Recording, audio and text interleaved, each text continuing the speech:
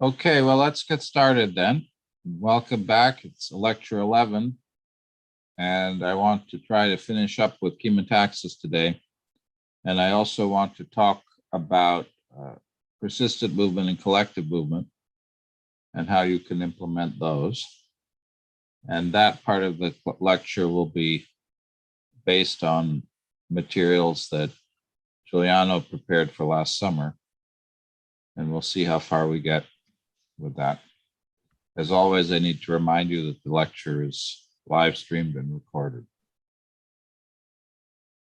So I want to go over the chemotaxis a little bit more. I want to start out by continuing on the chemotaxis of the self-generated gradient that we were working on at the very end of class last time, because I think that's an exercise that's worth doing a little bit more of. So I hope you have the code you wrote last time available to you to continue with. And then I would like to talk about this example, which some people I know have done already in more elaborate forms, which was trying to understand chemotaxis dependence on parameters. Really, Giuliano's homework assignment was a pretty elaborate version of that. And so I may be able to go through that fairly quickly. I'd like to talk about doing adaptation for chemotaxis, because some people were noticing that chemotaxis didn't work as well as it could. If the gradient was too shallow, their cells didn't move. If the gradient was too steep, their cells fell apart or disappeared. So there's a simple way around that. And then maybe play a little bit with the bacterium macrophage example.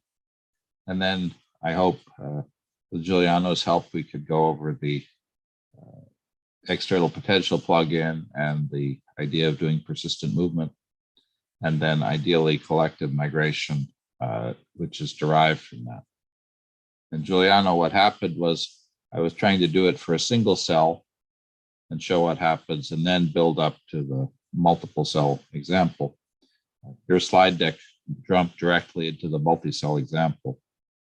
And so I should probably have left well enough alone. Your deck was very good. So before we get started, do people want to give us a quick update on projects and where you are? We're getting towards the end of the semester, so I hope people are able to make some progress. And if you need to meet with me before Friday, I'm going to be pretty busy, but I'm going to have a lot more flexibility after Friday afternoon. I'm happy to meet with people over the weekend, for example, to talk about projects. Alex, how is the project going? Pretty good. I've converted all of the functions in field extractor to use OpenMP, but the results are kind of all over the place. So I did like a bunch of, what's the word? Tracking of timings, benchmarking, there we go. And some of them are, using 10 cores, like up to 8x performance boost, but some of them are like maybe not even 2, because there's a lot of contention. Because for some functions, it's like you don't know how many like edge lines you're gonna have to draw ahead of time. So I'm gonna talk with TJ later this week, either work on like a GPU solution, GPU-based solution as well. Maybe work on trying to optimize some of those worst performing functions. Yeah, it's always unpredictable how the scaling will work when you multi-thread things. Sometimes the scaling is great. For example, for the POTS algorithm, when you multi-thread the POTS algorithm in CompuCell, the speed up is more or less linear with the number of cores. It's really good. On the other hand, there are plenty of times when you spend all your each thread spends its time waiting for the other thread, or you're not, or you're not compute limited. You're limited by something else, and then the multi-threading doesn't help. But it'd be great to do some more GPU acceleration, not least because if we could convince NVIDIA that they like this, it would be nice. So that'd be a lot, but yeah. I can see that. NVIDIA is usually quite generous with donating computer time and even hardware if you have a good demo that needs their processors. Yeah, free hardware is never, you can't say no. I mean, classically, they prefer to focus on, they tend to focus on AI applications, but there's no reason you can't use their processors to do other things. Ironically, even the sort of pre-CompuCell days, we had a full MPI parallelization of the precursor to CompuCell back in 1998, 1999, and at that time the problem was communication latencies. They usually use with MPI. Yeah, were an issue. Well, a lot of generic like computing uses GPUs. Like, I mean, both new supercomputers at school has a lot of GPUs on them. It's not just AI. They use them for acceleration. Well, things like diffusion and solving the diffusion equation, classic parallel problem. GPUs should be able to pipeline that and speed it up enormously.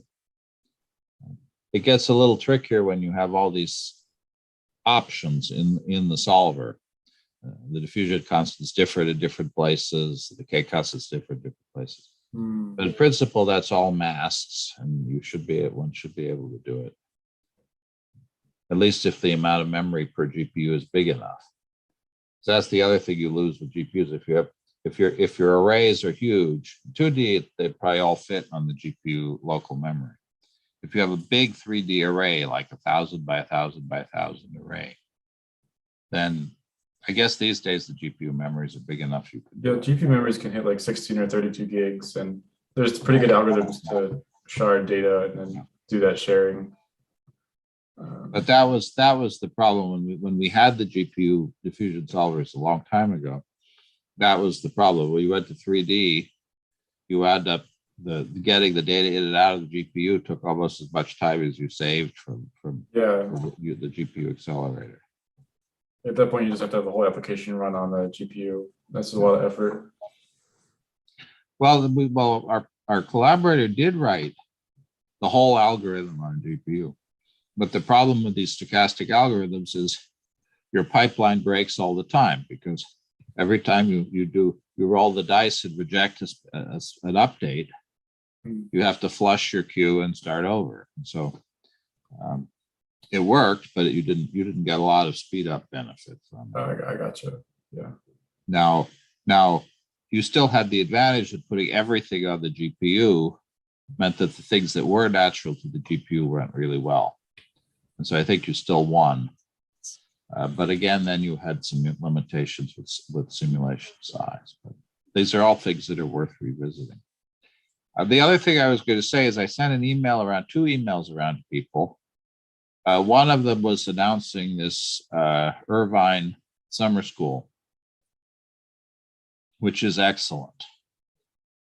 And so if people are not committed during the summer and you meet the criteria for that Irvine summer school, I encourage people to consider applying for it. It's quite competitive. I doubt they'd take 5 people from one class. Although the director, Ching, is an old friend. And we have had students, my former student, Josh, the one who's now in NIH, he took the Irvine course.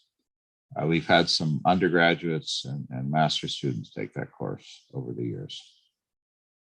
It's always a little bit different. Each year it's not quite the same course. I shouldn't say that course, but Irvine offered courses. But I do encourage you to take a look at that. The other thing that I sent around was that in principle, you're supposed to be deploying your projects on NanoHub. And there is an urgent need for students to present class projects on the 28th or 29th of April to the NanoHub community. Now, in practice, there may not be many, your audience may be small, but it's not a bad opportunity. It counts as an invited talk. And you don't need anything very dramatic. If you have, even if it's not running on NanoHub and you're running a desktop, if you could show it and show that how it's going to work on NanoHub, that would be okay. And you need to have maybe a couple of slides and mostly demo is fine. So if people are willing to show off what they've done, it would be, you'd be doing me a favor and you'd be doing potentially yourself a little favor. An opportunity to get some feedback possibly on your projects. And so if you're willing to do that, Josh Ballard was on the email. And so email him and say that you're volunteering yourself. And you can bail on it. Not probably within the last week or two, but if you say you're considering it and in 2 weeks you're not ready, you could probably bail. But at the moment, he's desperately short of people to demo. And so if you're willing to sign up for that, that would be great. So that was so I guess I had something to report in terms of projects as well. All right, great. Is there a limit on the time frame for the to email Josh, let him know? Well, I think the sooner the better, but until and unless he fills up his slots, he needs 5 or 6 people. Probably 1 or 2 of Paul's people will speak. Maybe 1 or 2 of Vikram's people will speak. But it would be nice to have people from this class too. The goal is really to show the use of NanoHub tools, whether it's CompuCell, PhysiCell, Tellurium, something else, in education. And so the only restriction is that it has to be something you're doing for a class. It can't be doing something that you're doing primarily as a research project. I realize that there's some crossover there, but it should be a class project or an REU project for undergraduates, something of that kind. Not a PhD project. If you want more information, Josh can give it to you. I know he had some people present last week, I believe, and he said that it went well. So it's a low cost opportunity to get some exposure for your work.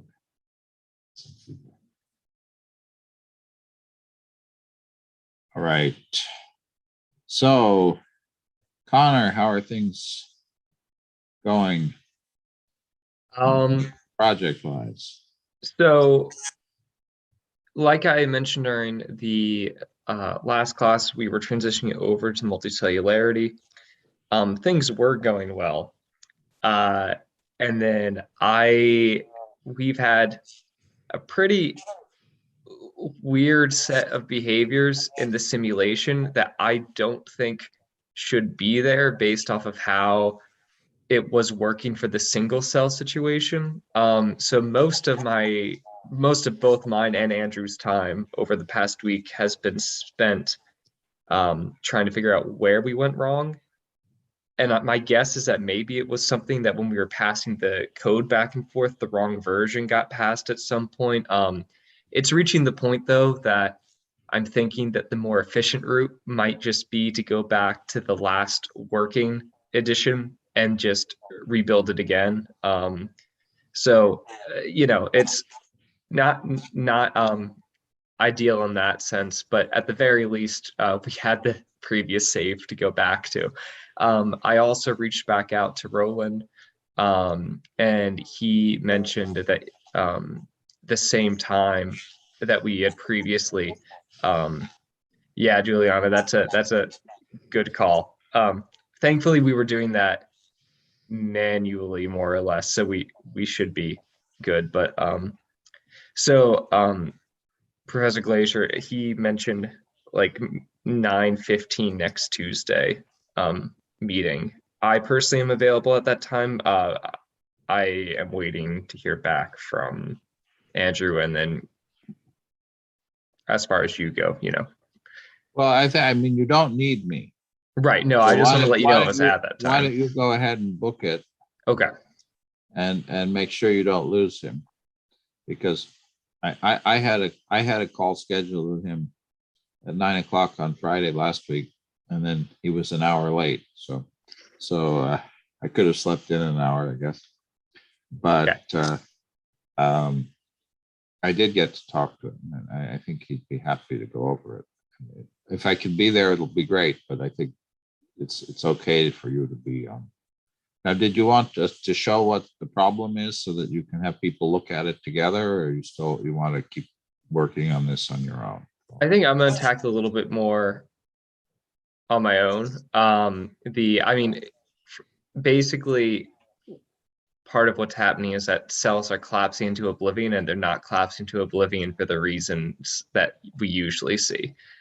So I thought it was an issue with the volume parameters and the balancing, but it looks like the same stuff got pulled over. So I think something we did in trying to set up the multicellularity with the def function is overriding a different variable somewhere, and I just haven't quite figured out where it is yet. So for general interest, that's what's happening, but I don't want to take up too much time with the bugginess. Well, that might be something that if we look at it together, we could fix. I mean, if you got your code and if you're willing to show it, we could spend 5 minutes doing that. I think that's as good a use of our time as any, having people look over your shoulder. I don't want you to be uncomfortable, but if you're willing to do it, I'm happy to spend a few minutes doing that. No, If we I'm not can find- uncomfortable. If we can find it, great, and if we can't, then we'll move on. Okay, let me go ahead. I'll boot stuff up on my end then and reset it up. Okay, so while we're doing that, Josh, what's up on your end? So I met with Giuliano this past week, and he showed me everything I need to get it set up on GitHub. So I'm going to get that working, and then I'm going to add a steering panel. So I'm almost finished getting everything set up to get put up on NanoHub. You want to show us where the simulation is at the moment, or? I haven't pushed, don't have so he showed me there's like a setup GitHub repo with all of the build scripts. So I just have to build it and then upload, put the GitHub URL on NanoHub, but I don't think it's published yet because I have to, I still haven't, Giuliano said that I need to like submit a ticket to get something set up with Debian, and I haven't done that yet, so I don't know.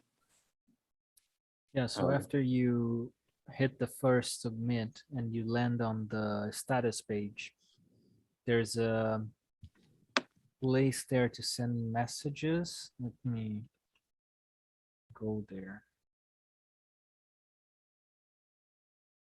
Okay, so after you got the process started, you're gonna get this landing page for the status of your tool. And in here, you can send NanoHub a message, and you're gonna need to say that this tool should be configured for Debian 10. That's it. And afterwards, you can hit the my code is working, committed, ready to be installed, and test your stuff. But that's spoilers.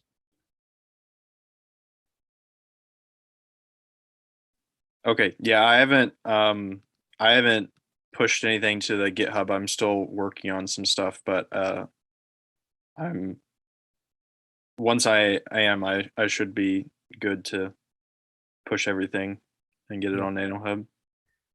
Yep, recording myself going through this process today, and I'm gonna edit that this week and hopefully have it up on YouTube for your enjoyment later on. That might be worth doing a slide deck and a doc and presenting it again in class. Yep. And I know you have a document that talks about it too, but these are all. I mean, the other thing it's tricky besides the mechanics of getting it up is the issue of basically writing up some paper or X set of exercises that describe what you're doing. Mhm. Because one of the advantages of Jupyter notebooks, you have to do it anyway, but you can do it, is that you have the ability to have formatted text in line with the simulation. Yep. Whereas with CompuCell, because it's a freestanding app, you have to have the documentation and the explanations as a separate file. So it's more classically, you have a paper, a report, and then you have a simulation that you have to load in conjunction with the report. NanoHub lets you upload supporting material. There's no problem with that, but you still have to write it. And sort of synchronizing the supporting material with the demos is not trivial. So it requires some thought about how to do that. In the things that TJ has been working on of getting CompuCell to run inside of Jupyter notebooks, if we can do that, then it'll be a little bit easier to do these educational deployments. Since CompuCell wasn't really thought of as something that was going to run in a browser to begin with, the player wasn't designed for that. Something that I've always hoped somebody would do, which would be probably pretty simple, and would have been not a bad undergraduate maybe class project, would be to be able to pop open a window like the graphics windows and display text, so that you could in the player window have text that scrolls through and tells you what to do at a given time. It wouldn't be terribly elegant, but I think it shouldn't be that hard, because those graphic the windowing functionality isn't that complicated. And the same function that you use to open a window, you should be able to open.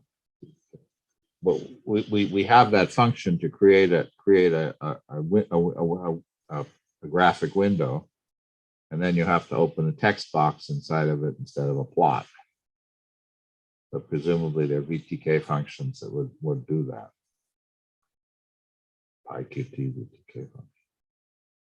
So, okay, that sounds good.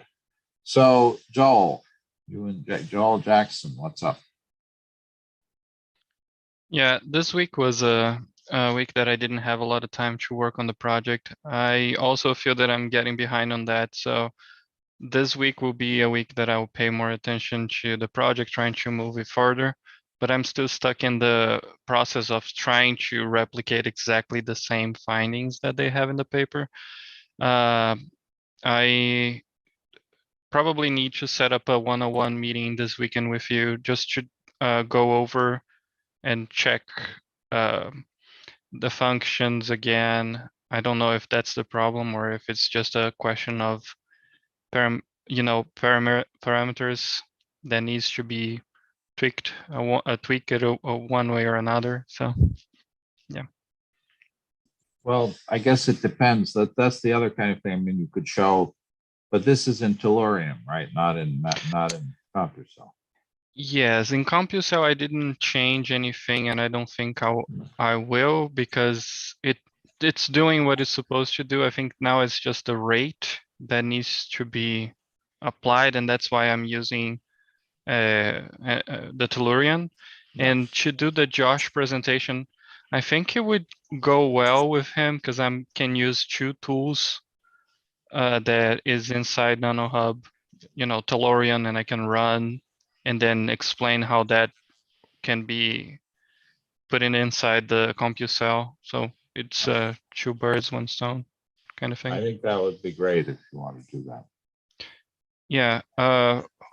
So yes, if we can meet this weekend just to see if I can get those rates correct, it's something to show. I wish it was farther ahead a little bit, but a lot of other classes are being hard with their projects too. Yeah, that's the problem with project-based classes. They all hit you at the end of the semester at the same time. Hmm. So that's why I've been trying to push people a little more earlier in the semester. Yeah. And try to make sure things don't pile up too much at the end. Jackson, do you have anything you wanted to add on that? I kind of had a very full week last week also, but I've gotten a majority of my code written. I just need to run it now. And then I was wondering if we could set up a meeting to maybe discuss some of the biology of the project. I think it's important in the sense that it's easy to copy somebody else's equations, but to understand what they're doing and why, and whether it makes sense biologically is not so easy. Not that copying their equations is necessarily straightforward. There could be mistakes in their equations. It could be tricky to combine to reproduce them. But I think the hardest thing is, you've heard me say it many times, the hard thing is the biology. I just think I want to go over to make sure I'm understanding it. Great. fully. Okay. By all means, let's set up a meeting.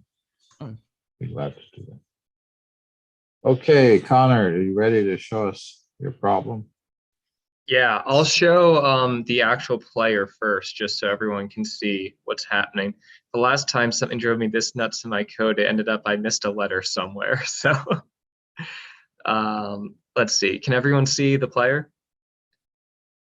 Window? Okay. So right now what this is doing, it's a little bit faint, but this is the gradient. And these are the cells. And the issue that's happening is that some of them are shrinking to oblivion. But it's not all of them. So if I run it, some of them are sticking around. It's freezing a bit. And now the reason they're growing right now is because right now we're just trying to get them to divide and die normally before we start adding in stuff that they did in the original paper. So what's been confusing to me is that when this first came up, I was thinking to myself, okay, maybe the gradient is tearing them apart, or there's an issue with the target volume or lambda volume. But the reason why that seems unlikely is because unless I missed something, which is possible, the parameters seem like they're where they're supposed to be. And I don't think it's the gradient because the cells that are surviving seem pretty evenly distributed across the gradient. So I don't think that's it tearing them up. As far as the code goes,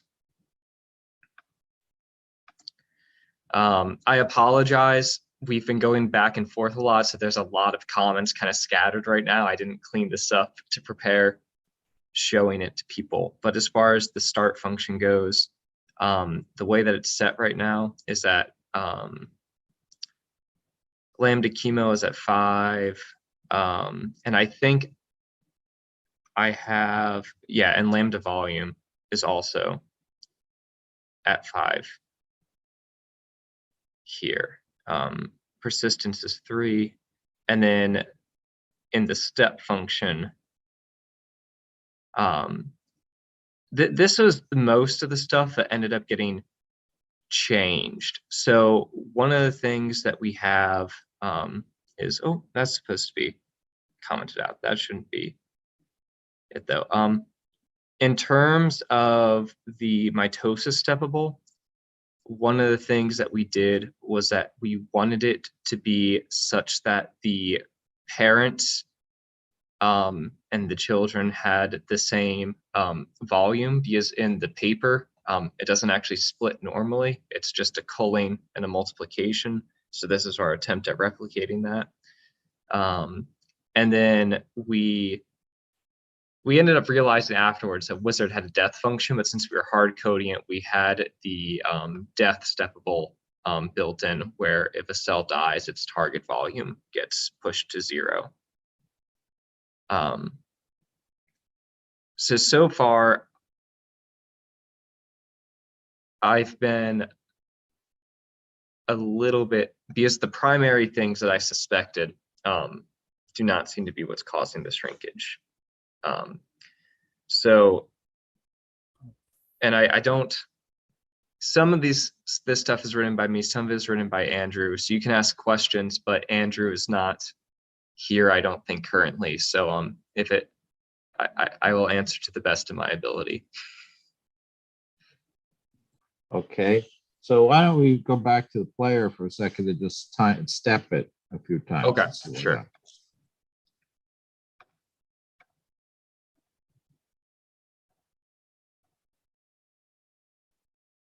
Oh my goodness. Start over and then. Yeah, so this is it starting over.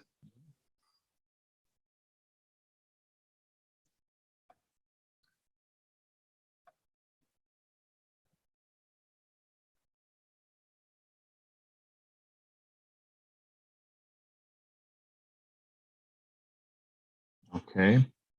And how is the surface energy defined, the contact energy defined?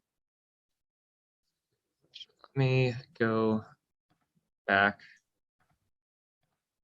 That should be a constant. That'd been the XML. Yeah. Okay, 10 everywhere. So it's all 10. There's nothing strange going on there. Okay. Yeah. Yeah.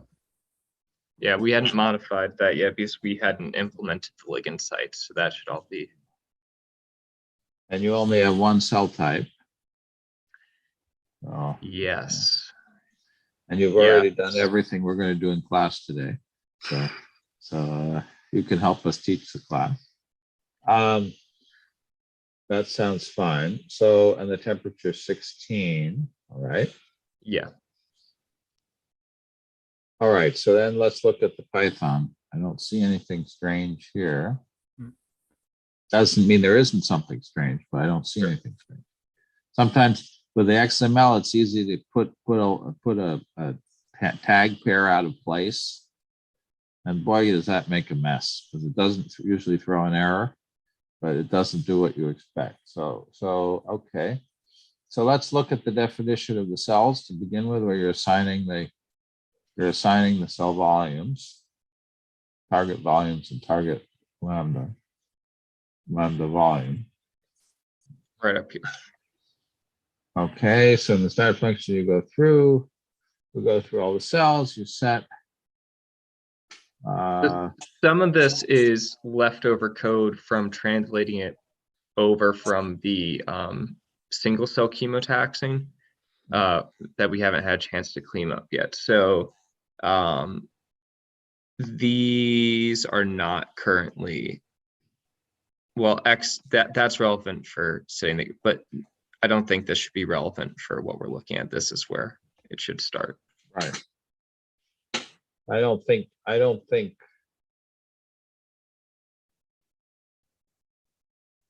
Okay, but there isn't anything that would exit. You're definitely setting the value, the constant, you're setting the target volume, so that looks okay. So now let's go through the step function. And what's a little puzzling is those cells seem to disappear immediately, some of them. Yeah. And so that was part of the reason I was considering just trying rebuilding from scratch again, because it seemed odd. all right. Then so we go through, change this dictionary. And every 25 Monte Carlo steps, you're going to change. Let's look at what you've got there. So this is from when we were calculating this is more code that I still need to clean out of it. Right. Okay, let's keep going. And, you know, This actually is And not you're supposed to doing be that. here. we're doing that. That's another thing we're going to do in class today. Okay.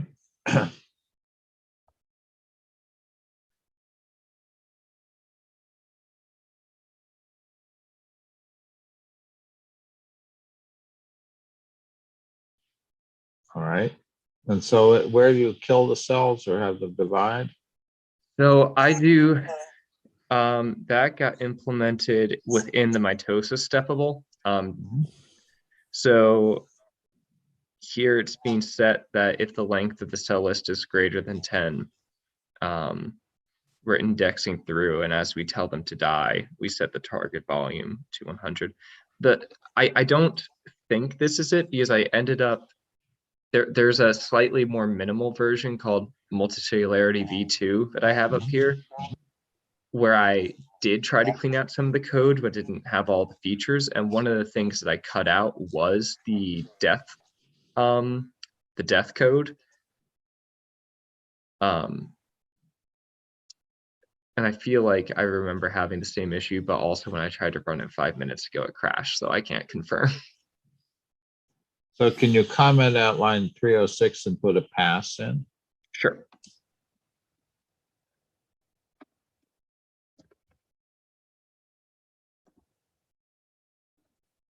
Let's see what happens.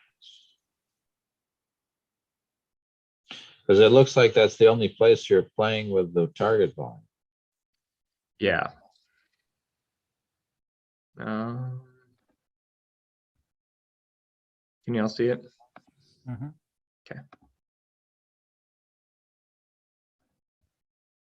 There we go.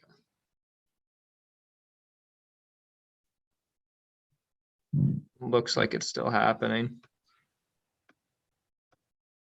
Interesting. Yeah, that's what I thought for the first hour or so, but I thought I've been cursed. Have you tried just like having bigger cells to see if the same thing happened? That's also reasonable. You could just set the target volume, the initial target volume to be large. Also, So they sorry, should grow. I think Go I ahead. saw somewhere that you had like a equal minus something. I don't know if it Oh. was a target volume or something. Was it, that might have been the mitosis? Yeah, I think you're thinking of, can you see my code now? Yeah. Okay. Are you thinking of this? No, No? it was on top somewhere. I think I just glanced on it, so I couldn't. Okay. Do you remember if it was in the step or the start? It probably on the step, yeah. Okay, step. So somewhere in here. There, lambda vac x. Yeah, but it's equal. Oh, never mind. Not Yeah, minus. yeah. It's fine.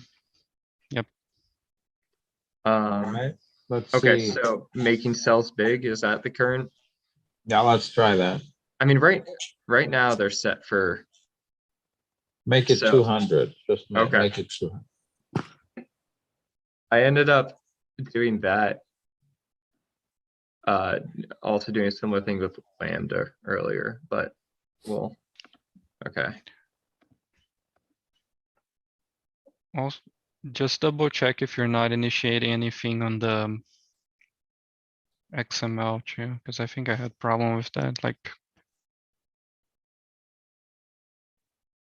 That's possible. Let's see what your volume is command is in XML. Good call. Nope, nothing. okay.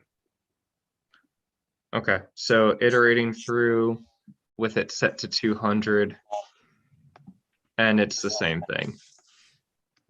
Are you sure you're running the right simulation? I'm pretty sure, but I'll close out of it. Why don't you close it and open again? Sure. So Because clicking. that should have a dramatic effect. Okay. And This so- also. Okay. Let's open in player.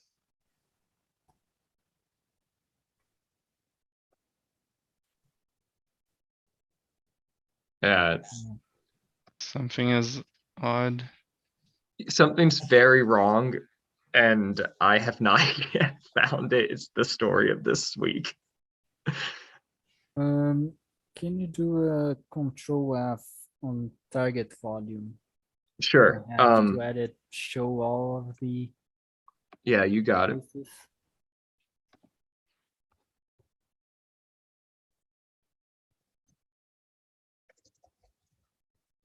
Then the third one, find all in current doc.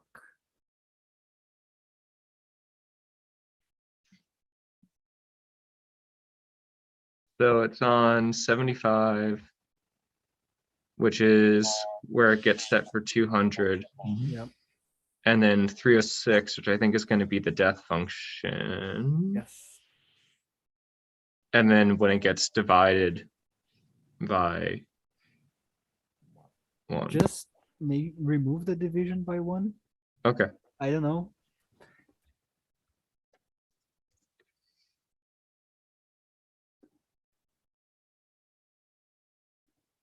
Shouldn't do anything, but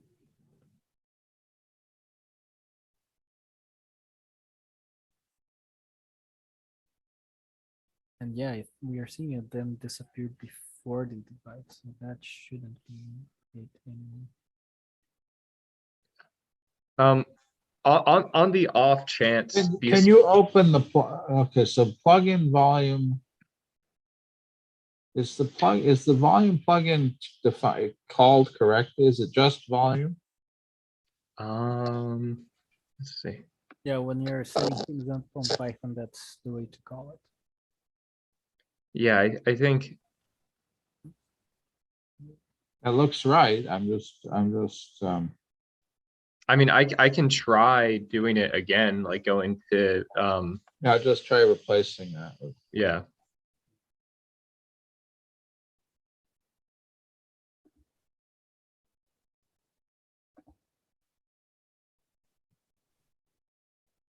Oh, well, now it's gonna, I mean, Yeah, it looks, okay, well, why don't we just try it with that? Why don't we actually try it sure. with it set, with them set by hand? And Okay. So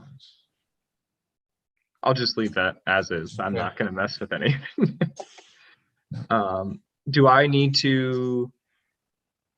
I don't need to do anything in the Python if I'm commenting out the other one, right? I can just declare it here and it won't I overwrite. think it should be okay. Okay, I think that then your handsets won't work, but I think. right, it which should be fine. Okay.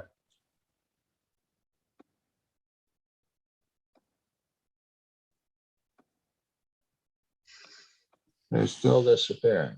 I'm gonna, just because I have had the issue before that it's ran this a simulation other than the one I clicked, I'm just gonna go ahead and close down my Twit and reopen it, just in the interest of what you said, Professor Glazier, about making sure I think it's the right Well, why don't you simulation. save it with a different number, like V2?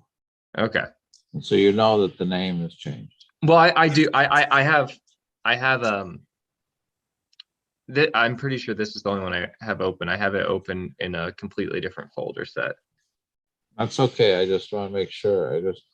I'd like to see the player, since we've been having this weirdness where player plays the wrong instance of the simulation. But my guess is that there's something that is missing in the init, or something is in an init instead of the start function when it needs to be elsewhere. But Yeah, I also don't want to derail a class. I appreciate you all taking the moment to It's take okay. a look. yeah, well, we'll give it another 3 minutes and then we'll. Okay. So you want to see the init?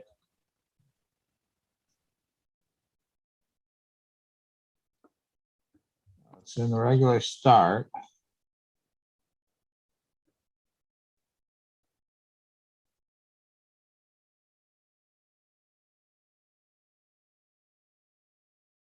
And how are you creating the cells in the first place?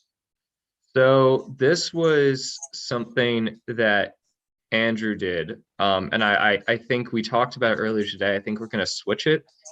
He's using the PIF file format, but I think that what we want to switch to is what Juliana was showing during last class.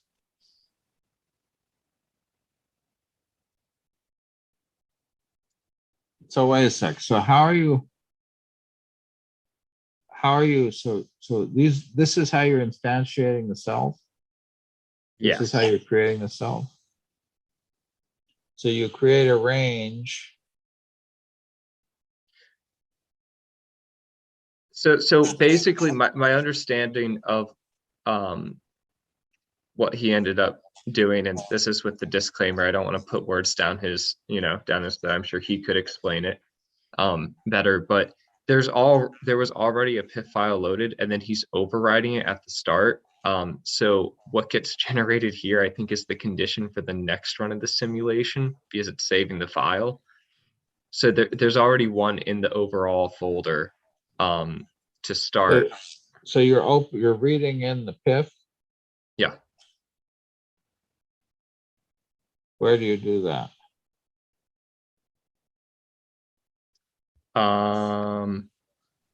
Probably in the XML.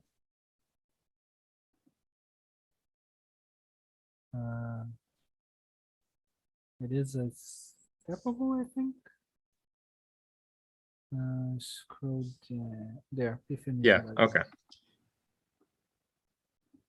So yeah, I think you're right. You are writing the condition for the next run, and then Yeah. Which is a little bit odd. Yes, I think it should work though. Yeah. That is one of the things on our list to change though. I mean, I'm wondering whether somehow when you're iterating over that list, it's not giving the cell list isn't right. So when you do that 4-cell and cell list, some of the cells that you've nominally created aren't there.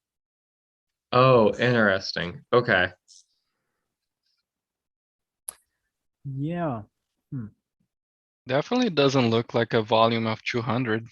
No, When you it definitely. for No, 200. So the cells are not getting assigned a volume. Yep. So, but not all of them, but most of them are not being assigned a volume. Mm. And so I think somehow that PIF is not reading the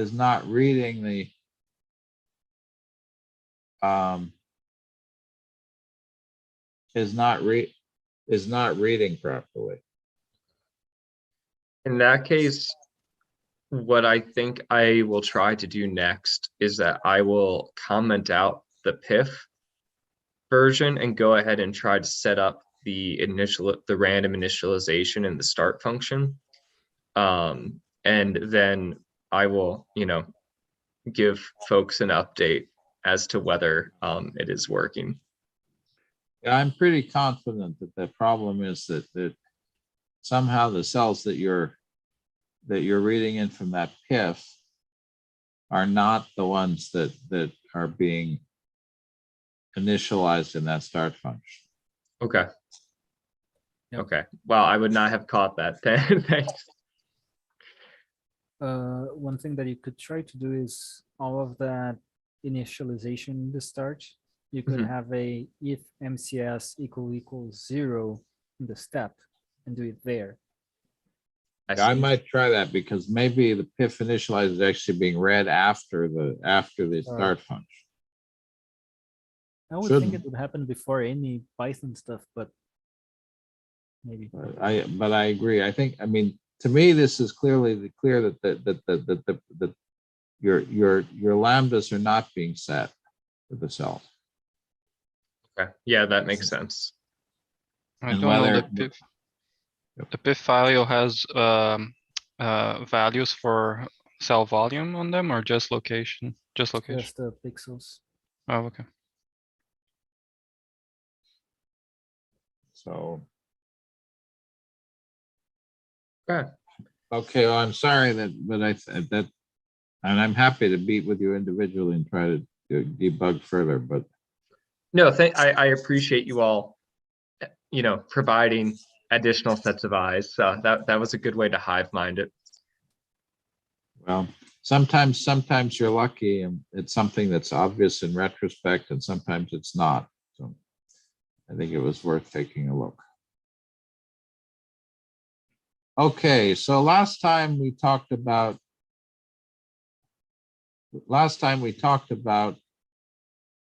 chemotaxis, and you've done a homework problem on it. You've some homework problems on it. And you've just seen it in Connor's simulations, and I know Josh has been working on it as well. And the basic idea is that even though a chemical field doesn't actually produce a direct force on cells, it causes rather complicated change in the mechanics of cells that leads to movement. You can often get away by assuming that there is an effective force on the cell that's proportional to the gradient of the chemical concentration. And as people have found in the homework problems and elsewhere, there's some perverse effects of this, that cells move infinitely fast at steep gradients or break apart or disappear.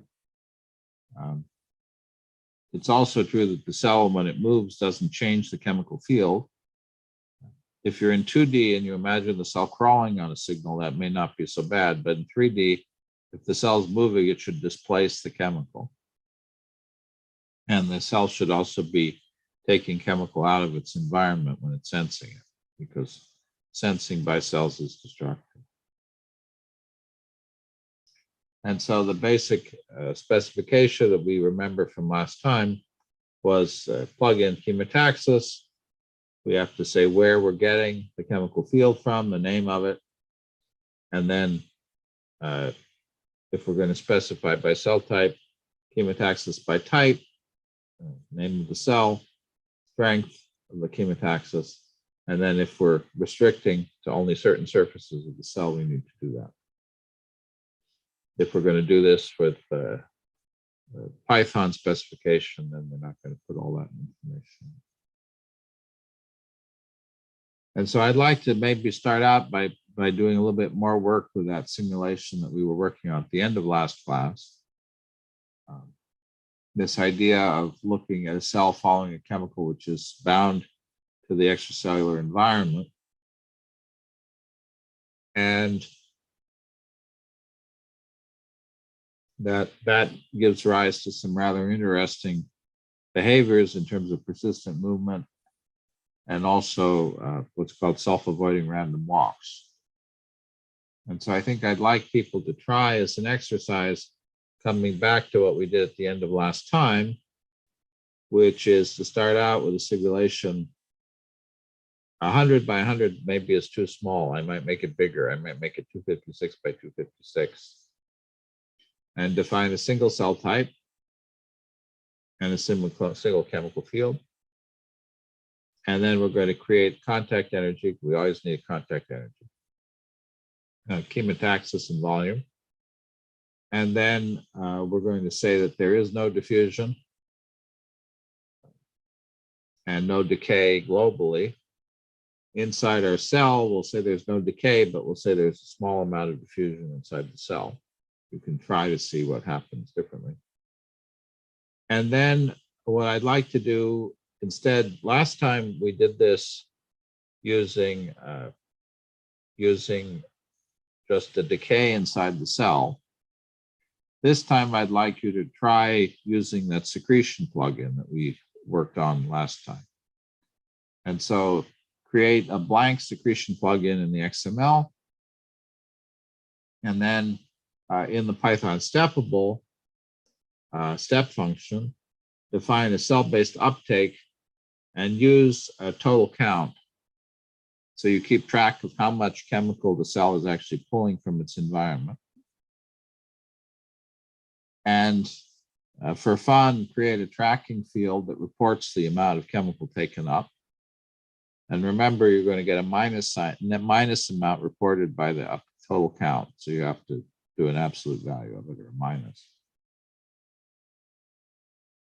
You can set the initial chemical concentration to be 1 everywhere. Lambda chemo of 200 is pretty good for this one. Again, start with a single cell in the middle of the domain.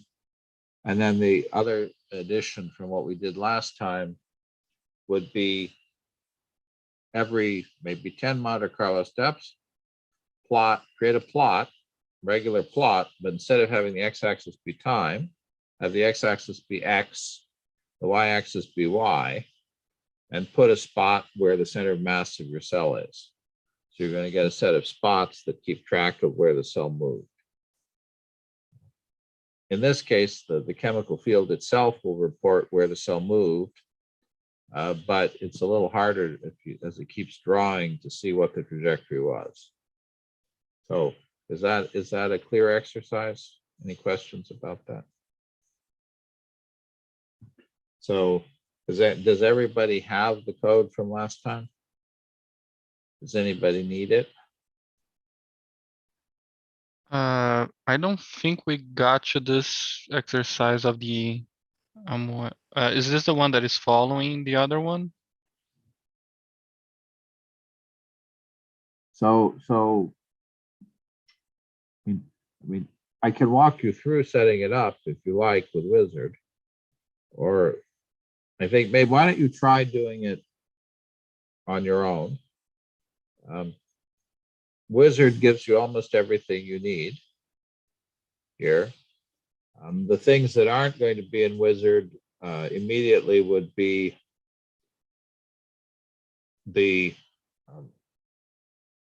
uptake with total count inside of the Python, the tracking field, and the plot to get the center of mass position.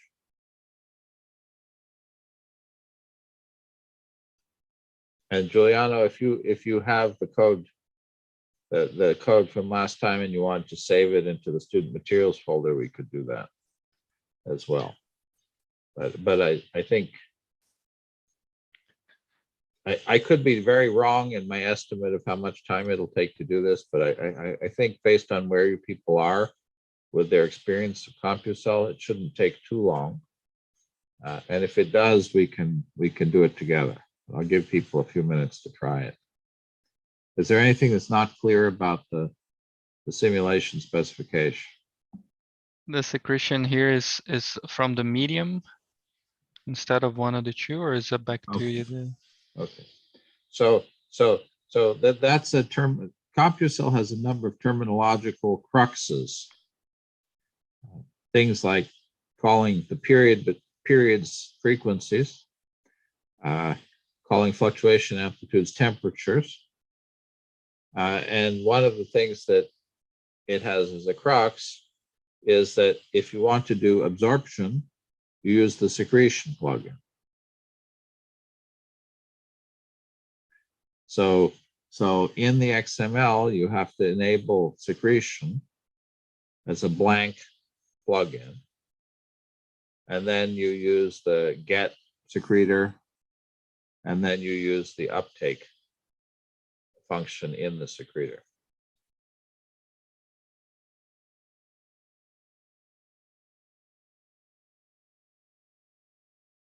And it was precisely because we went over that but didn't play with it very much. And I want to make sure that people are comfortable with that. And if people find that confusing, it's good that we can go through it together and make sure that everybody's comfortable with that.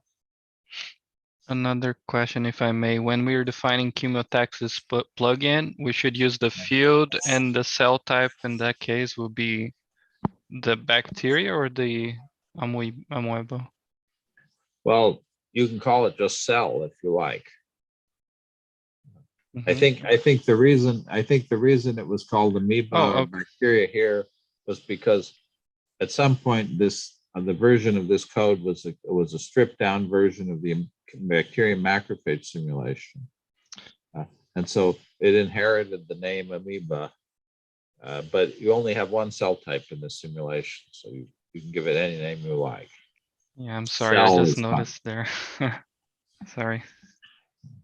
And the same way, I mean, I said call the field nutrient. You could call the chemical field oxygen, anything you. I thought it was two different cells. Mainly I was trying to match when I wrote the slide. I was trying to match the code, the code as written in the demo. I literally don't remember why we, as I said, I'm pretty sure the only reason it would have those names is because the demo was stripped down from that old bacterium macrophage simulation. But the names are arbitrary. I just wanted to make sure that they'd match with the code demos that I had.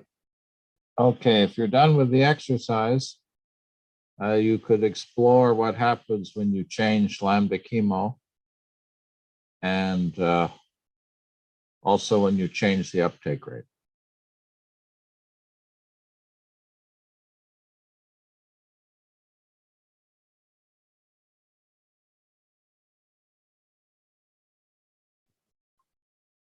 Okay, how's it going for people?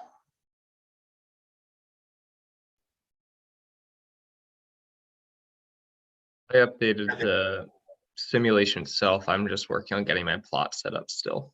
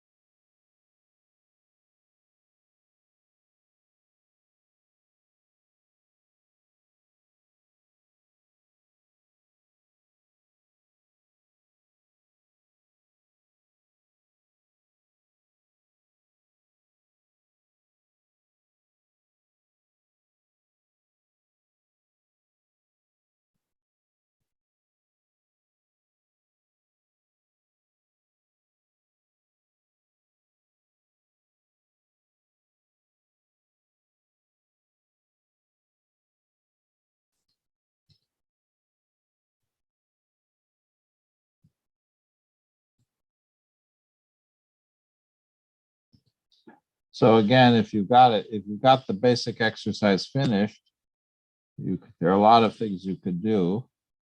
In the example that I've shown here, I created a number of cells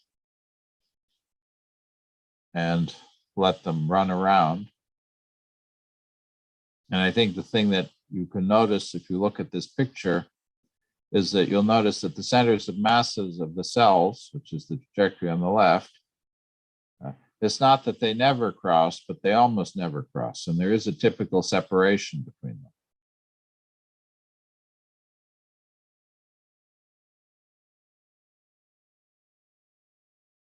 And that's essentially because the cell leaves behind a trail, a repulsive trail that's about the width of the cell.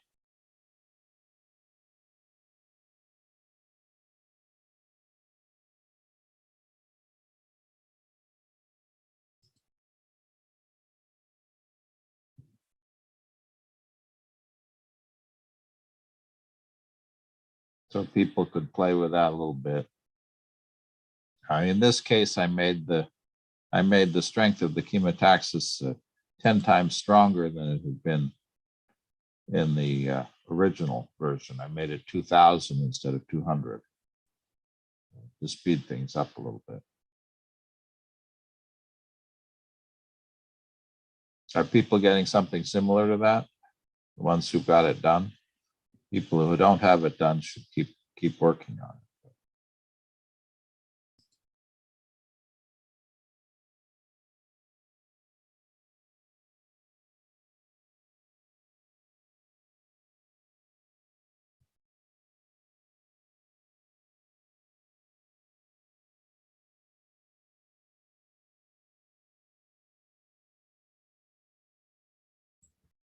Mine's acting pretty differently, where the cell just eats all of the nutrient in one location before moving. Okay, do you want to show that? Yeah.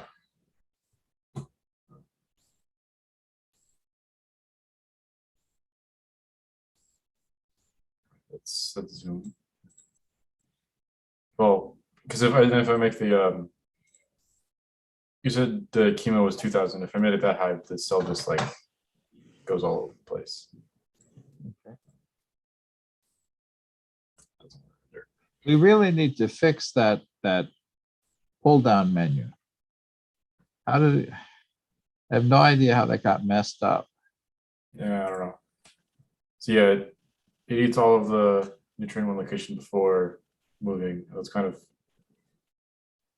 How many cells do you have? just one, but it's splitting It's apart. split. Okay. Yeah. Yeah, well, if the chemotaxis is that strong, it can pull the cell into pieces. So Let me get this one. It eats all in one location and starts moving. right, well, that's fine. That seems reasonable. And I mean, you have to wait for a while because it's until the cells. So maybe 256 by 256 was too big. The simulation maybe takes a little bit too long to run. Okay. And here you have fixed boundary conditions. And maybe I do. Well, it's Yeah, up. the default, right? So I mean, this is actually one that's rather interesting. What it'll do if you did this one, if you make this 100 by 100, you'll see what it'll do. It'll do something rather fun. What do you think it's going to do? Just making it smaller. Yeah, make the simulation smaller so it runs a little faster. I mean, I would kind of assume it would do something similar. Just Right, but fast. let's let it run for a bit, and then what's it going to do? Will it just draw the lattice on the? So it's going to bump into the wall. Is it just going to follow the wall around? It'll follow the wall around. What's going to happen when it gets all the way around? Go back towards Depends the a wall. little bit on how sticky it is to the wall. Let's see what it does.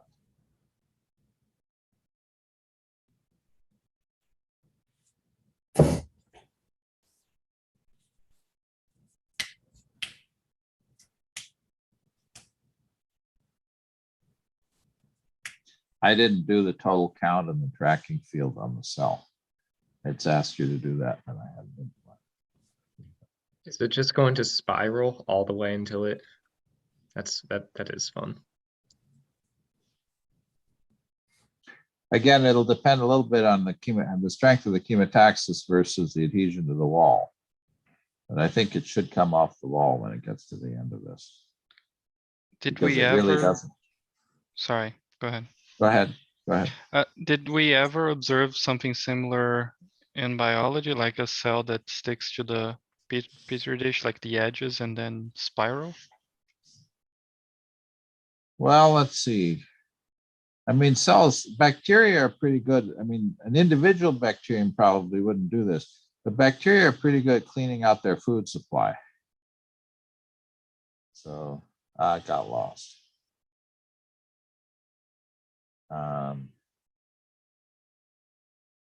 That's too bad. Now it's basically, it doesn't know where to go. It got stuck. So it didn't quite do what I hoped. I mean, if it ended up not having as high of an uptake, it would though, right? Because then it wouldn't have eaten the gradient entirely. Maybe. Oh, there it Oh. goes. If it can just find its way back to the gradient, it'll okay, but that's a good example. So now one thing you could do would be now turn on the diffusion a little bit. Turn on the background diffusion. So give the in the XML. Fusion. Make it something small, like 0.01 is fine. If it's too big, if you're making the diffusion too big in the background, it won't, you'll see it won't, basically the cell will get stuck, it won't move. It's not really moving right now. Right, so then that background diffusion is too big. You have to make it pretty small. 0.01.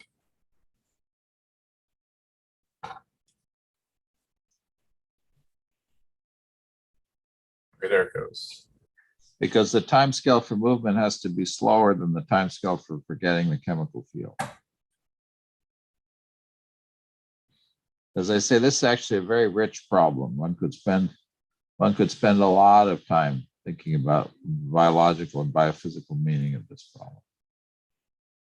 Okay, so now this was really the next exercise, but this is fine. This is good to do. Okay, so if you use periodic boundary conditions, then it wouldn't get stuck on the wall, and it should should basically try to find all of the chemical. But now you're giving it a little bit more help in the sense that it's forgetting where it was slowly, but it's forgetting where it was. Now it's stuck. So the diffusion's still too high. Is why it's getting stuck in that corner. From all the opposite corners. So it's interesting. You have the chemical field. The chemical field is periodic, but the cell field is not. So the chemical is leaking around the edge, but the cell's getting stuck. So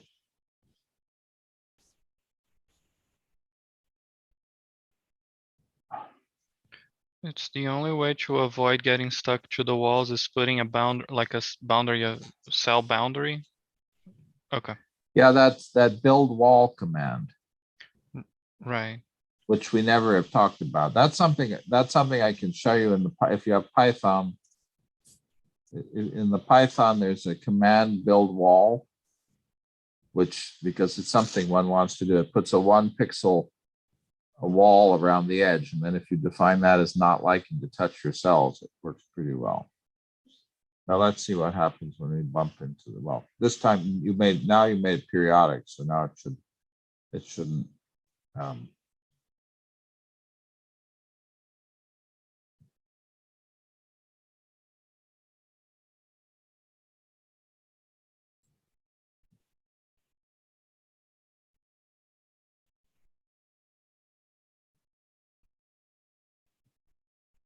I like the way you're keeping track of the amount absorbed. That's great. That's good. What Pretty happens? sad. There it goes. All right. Probably the main thing slowing you down at this point is actually the plotting. So if you plot every 10 Monte Carlo steps. I am. That's. Oh, you're already doing every 10, all right. You beat me to that. Aren't you doing it every Monte Carlo step except every 10 with that if? Let's see. I don't know how Python handles truthiness in numbers, actually. I don't know if 0 is here or not. 0 Speed. is not. Okay, so if you go back to your XML, They're gonna you add go up back 10 to, times. you go back to Python. Yeah, I say no, you need, if not, just if not. Part of that, yeah. But yeah. Or if someone else wants to share theirs. Something. Sorry? Well, do you want me to make any more changes to show off or something? Well, I think, why don't you just run this and let's see what we get? I'd like to see it actually That's chase its tail a bit. okay. And see, that's plot running a little faster now. The plots are slow. That's for sure. So when you're done with it, they'll be fast, right? Well, my changes don't affect this kind of plotting. Not that kind of plot, because Only that's these plots. okay. That's not even VTK. What is that? What is the package that Maciek is? I think it's still VTK, All right, but I didn't dig into that. Oh, there it turned away from itself. right.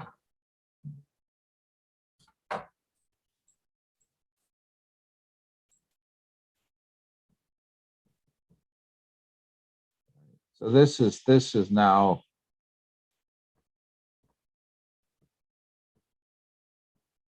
And with the diffusion, it shouldn't get stuck so easily because there's always the boundary. It doesn't get the whole the furrow it's dug is not quite as steep on the edges, so it's a little more able to climb out of it. So it crossed itself there, for example, right? The trajectory crossed itself.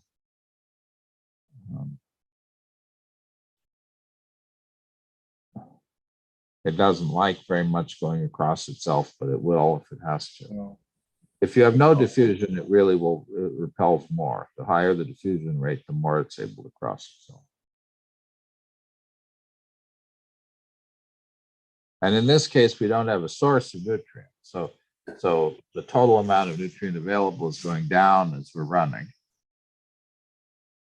And so eventually, if we let it run long enough, it'll eat everything. How about other people? Are people getting something similar? Is anybody stuck and need help on the code?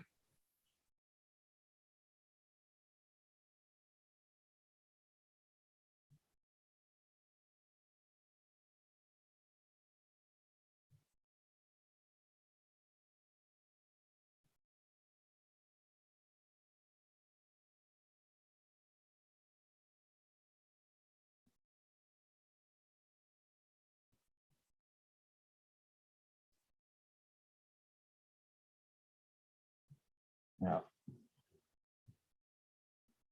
So this is what you call a persistent random walk. You'll notice that most of the time it's going in the same direction, but occasionally it will change direction. And so remember our example of bacterial chemokinesis, where the cell will swim in a given direction for a while, and then it'll change direction randomly and then swim in a given direction again. That's part of the reason I had the name bacterium for it, because it's a little bit like bacterial movement. The reason for it is rather different, but the behavior is similar. And here the diffusion constant actually for the field is pretty high. You can see that you don't see the tracks very well. They smear out. By the time your cell comes back where it was before, those tracks are pretty well smeared out.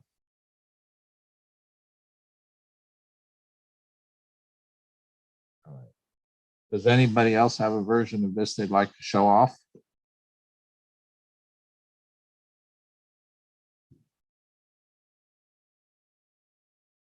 Thank you, Alex. That's great.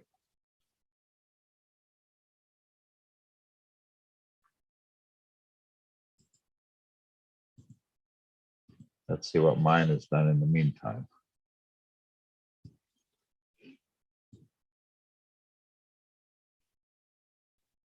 Now I have no diffusion, so it really is trying to keep itself from crossing its own tail.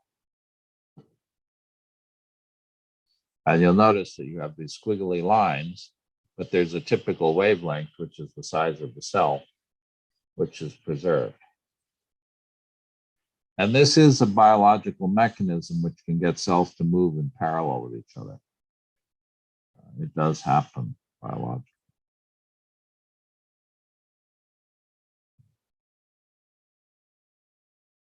Does everybody have the basic exercise working? Does anybody need help getting it running at this point? Or would you like to see the code? And you could have Alex look at Alex's code or my code if you like.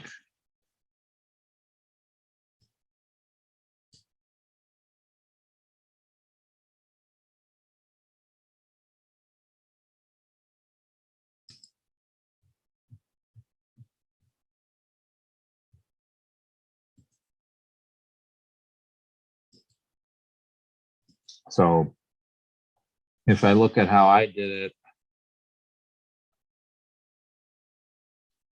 I defined periodic boundary conditions here, called the cell bacterium.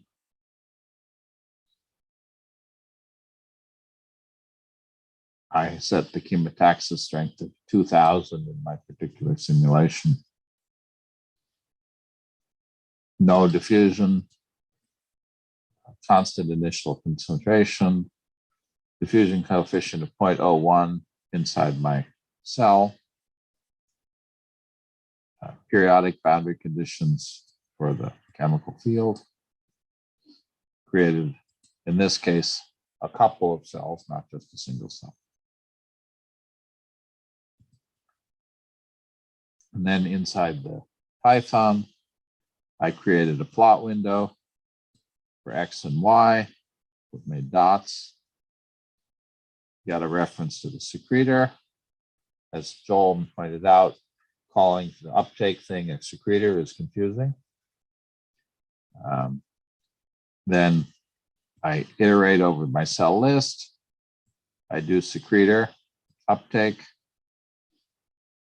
And if it's not every 5 Monte Carlo steps, I plot the position of the cell. Let's together add the tracking field. So if I do secretor inside cell, I have to do total count here to get the amount taken up. I need to say result is that. And then if I want to have that saved, I would say cell.dict. And I need to give it a name. Let's go key. What shall we call it, Juliana? Uptake equals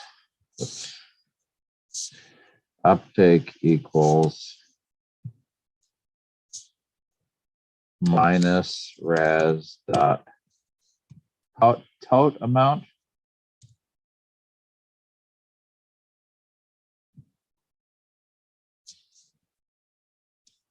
That one I never remember. We can check. I think it's res dot tot amount. And then let me create a tracking field for that.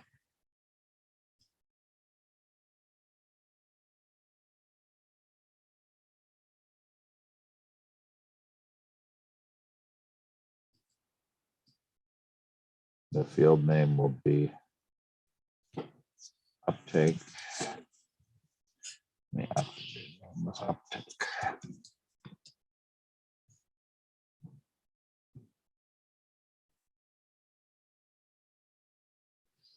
See if that works.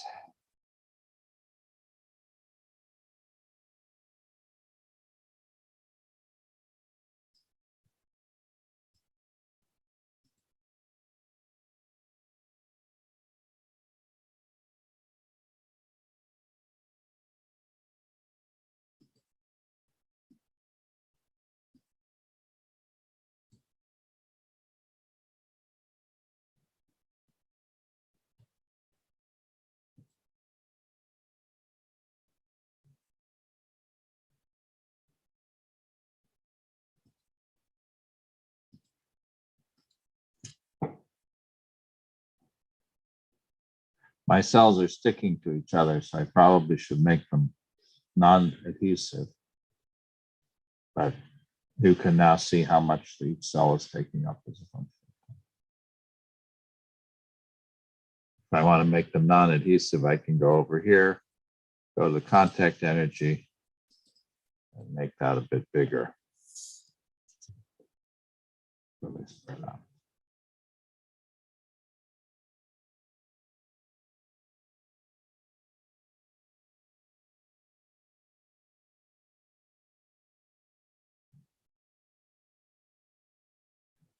And probably, I've asked you a couple of times when you're doing uptake to keep track of how much is taken up. And for example, in that growth, in that example of the tumor, the growing tumor. So looking at this maximum uptake 0.0, 0.05 is probably a useful thing to have a sense of.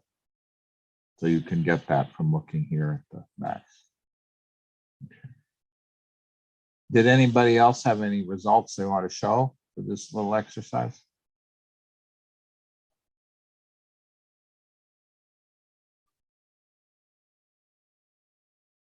Does everybody have a basic simulation running, or does anybody not have it running at this point?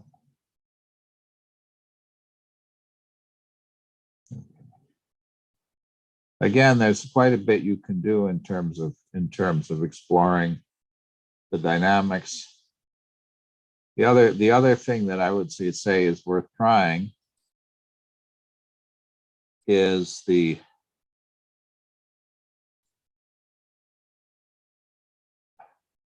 as I say, put 5 cells in random positions, which is what I did here. Another one to do would be to put 5 cells in a line rather than in random positions and see what they do. Does somebody want to try doing that? So to do that, you probably want to use not blob initializer, but uniform initializer.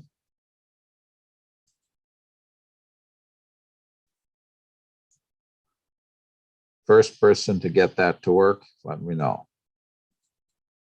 Well, the direction doesn't matter so much. Looks to me like it's not doing, putting them in a line isn't doing very much. Let me try making them stick again, see what happens. Yeah, I also created a gap. I used the gap thing to keep them apart, but they go randomly. They're basically doing the same thing.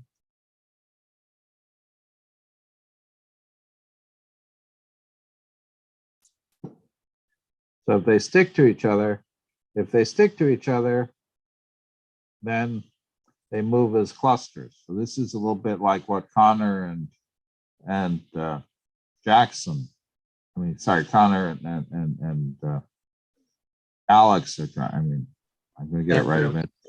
Andrew are trying to do, where you get collective movement.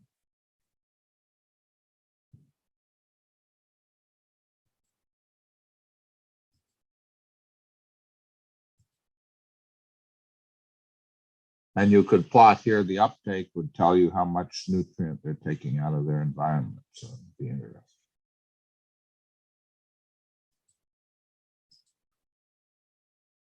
I think pretty much they're taking up a lot to begin with because they're going into open space. All right. Anybody, did you want to show what you got, Alex? I mean, Joel? Or? Yeah, sure. I can. Just a second. Now I have. Okay.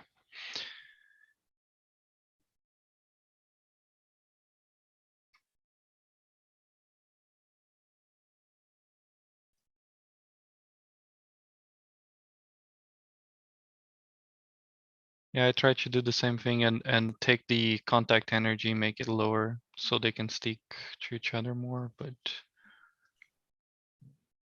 now the uptake seems odd to me. I don't see it changing. That's what I'm saying. Seems that the uptake is constant in the sense of I mean, of course, they're moving in a place that is 100% nutrient available. And they are avoiding, yeah, so the uptake should be constant. Well, so let's look at your your code, how you're doing the uptake. Can you still see my screen, or I think I'm just Up- sharing up- one? I think you're just sharing the player. I don't think Okay. you're sharing the.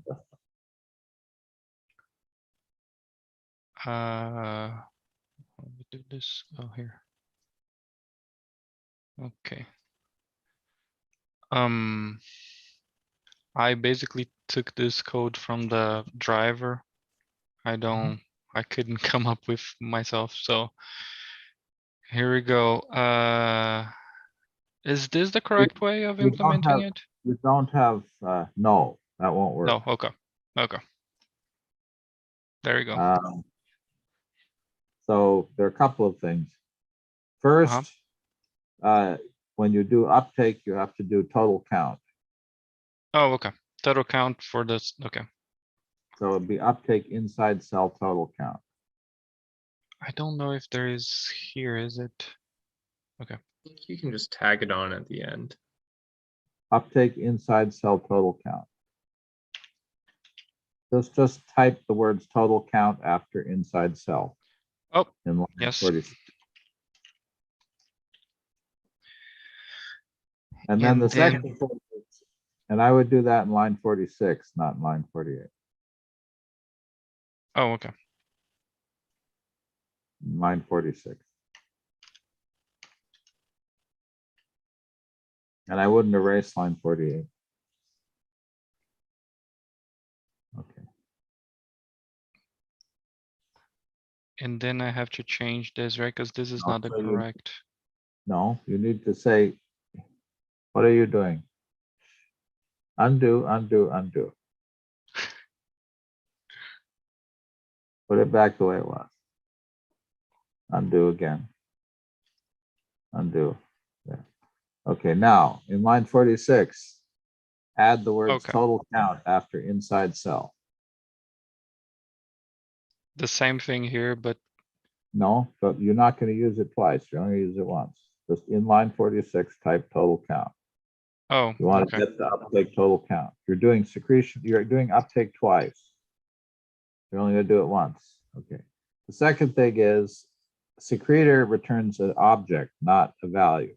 So you have to say something like result equals secretor dot uptake. On Here, line 46, okay. in line 46, you need to set that equal, something equal to that. Result equals that. Fine. Okay. Okay, now in line 48, you say cell.dict uptake equals, and then it would be C dot, and then it's not, since not consistent, TOT underscore amount. Is it? And I it's don't not remember. It's not capitalized anything. Okay. Okay, and you need a minus sign because that's going to return, and there's no parentheses. Okay.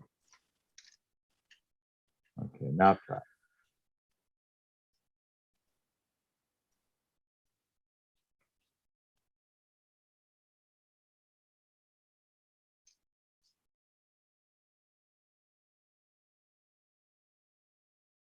Yep. Now see if they change color. Yeah, they becoming more orange in there in the middle of it.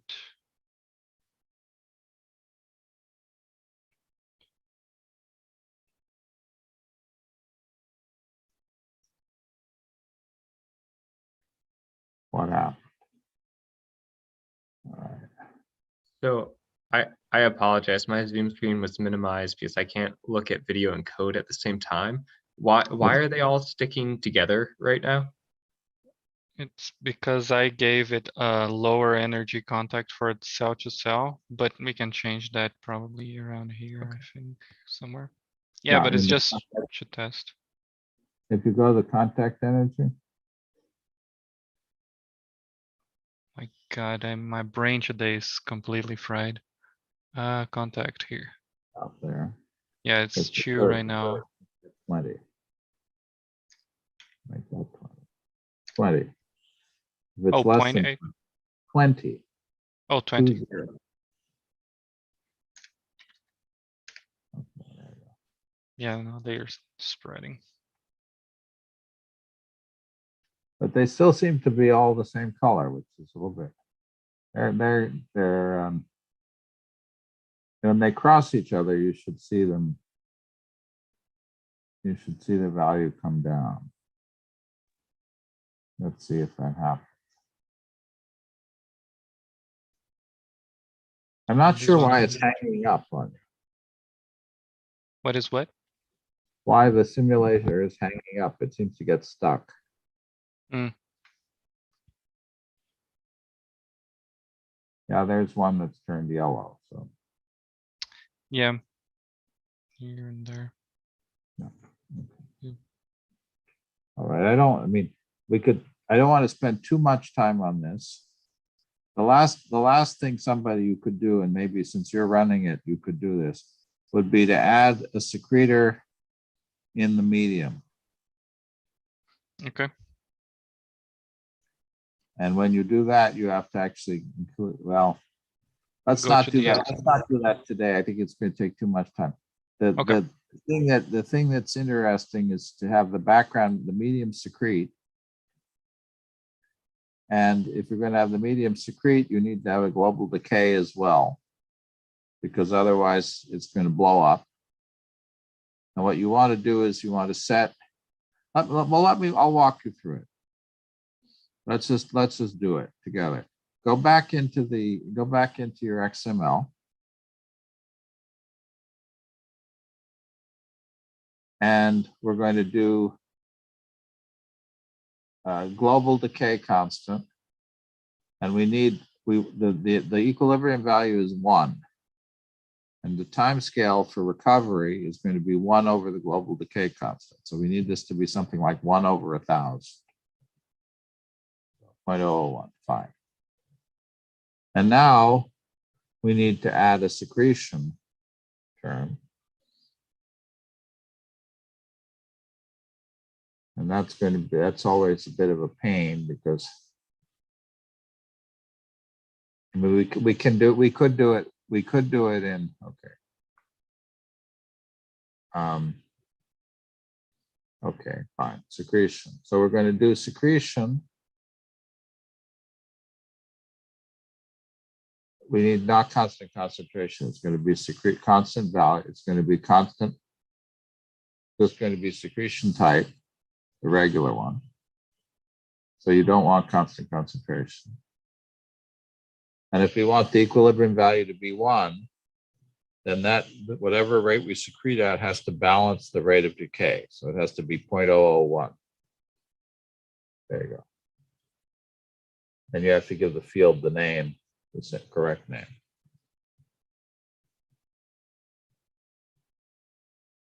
Neutral.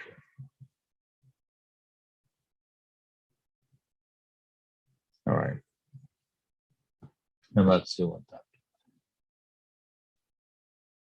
The first thing you want to check is it doesn't make your chemical field blow up. If it's working right, the background field should stay constant at 1 or near 1, which it does. And now what you should see is that slowly the holes that you dug disappear.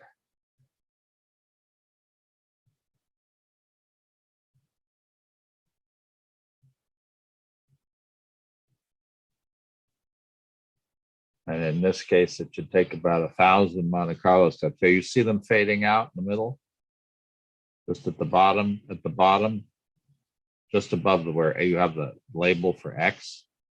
You see that they're disappearing. So your contrails are evaporating. And in this case, your cells can come back and cross themselves. I was muted this whole time, but I was saying stuff. But anyway, I was just checking to see the range or where the min goes, and it seems that it doesn't go below 73 and above 76. So it shows that it's replenishing this area, right? Since the mean grows back up. Very Well, the interesting. min here is going to be determined basically by how much of the chemical you're taking out. That's not going to depend very much on the secretion rate. If they stay there for long enough, maybe the min will go lower. go. I see. But in this case, you're going to be able to cross your tail after a while. And so you won't get those nice those self-spaced trajectories that you got before. Okay. Well, thank you, everybody. That was a lot of exploration of one problem. But I hope maybe it's worthwhile digging in a little bit, thinking about the problem. You'll find a lot of times in the homeworks that'll ask a question, what do you see? And then I'll say something like, try changing the value of this and see what happens.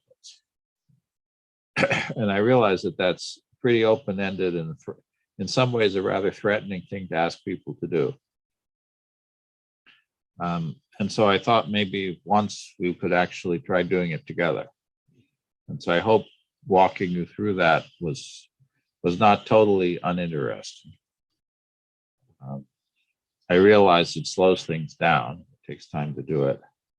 But that would be the kind of thing that I would ask about that problem. And if I were really going to explore that in a serious way, I would ask the question, what are the timescales? And so I'd ask the question, how long does it take my cell to try to cross its tail? It's going to depend on the size of the domain, the speed at which the cell's moving. And then you can ask the question, if it's trying to cross its tail every 100 Monte Carlo steps, not really, because it takes longer. Every 1,000 Monte Carlo steps, if the recovery time of the field is less than 1,000 Monte Carlo steps, fundamentally, there's no self-avoidance. If it takes 10,000 or 100,000 steps to recover, then I'll be self-avoiding. You can do the same thing with that diffusion of the chemical, which is also erasing the field in some ways. But that's going to act more on the short time behavior. And you can ask, it will allow the cell to see the chemical further away. Remember when Alex did his first example, it got stuck because it dug a hole and it couldn't find any chemical to follow. If you put a little bit of diffusion in, then the cell can essentially see that there's chemical further away and it'll be able to follow it. And so that's a sort of more of a diffusion length question. How far does the chemical get? Basically, how far over the horizon can I see?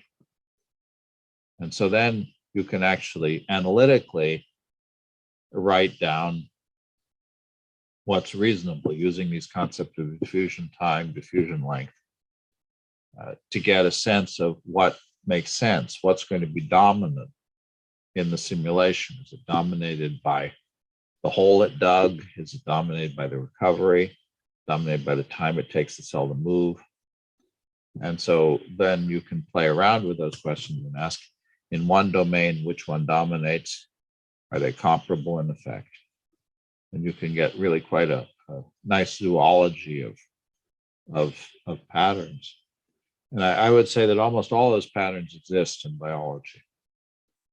There's almost nothing that, if in many ways, creating completely new structures is not easy for biological systems. But playing with parameter values is usually pretty easy. And so a lot of biology consists of changing timings. You change the relative rates of things. The difference between a snake and a person is that the process that generates segments runs for a lot longer in units of segment generation in a snake. There's a process that extends the length of the animal and creates ribs. And each time you run that, Snakes do it a little faster than humans do. In humans, it takes about 2 hours per vertebra to define. In snakes, it takes more like 45 minutes, but still not that big a difference. On the other hand, in a snake, you run it 400 times. In a human, you run it 30 times. And so actually snake development is slow because it takes them a long time to build all of those because they put them down one at a time. I knew somebody years ago who was working on snake development. Nobody works on snake development. And one of the things that was interesting is humans occasionally have one extra segment. In your tailbone, nobody cares. In your upper body, one extra segment you tolerate. People can have an extra rib. If you have two, that's usually embryonic lethal or you're permanently disabled. But there is a bit of an error in that clock. It's not an exact clock. In snakes, it's about plus minus 5%.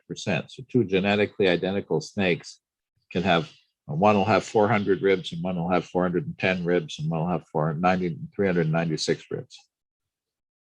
They don't really care because it doesn't make a big difference because how you segment it doesn't.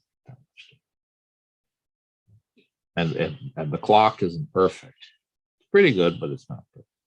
Just the way our circadian rhythm, it's not perfectly 24 hours. We don't care because it entrains to the light. As long as it's close enough, it works. And segmentation works a little bit like that.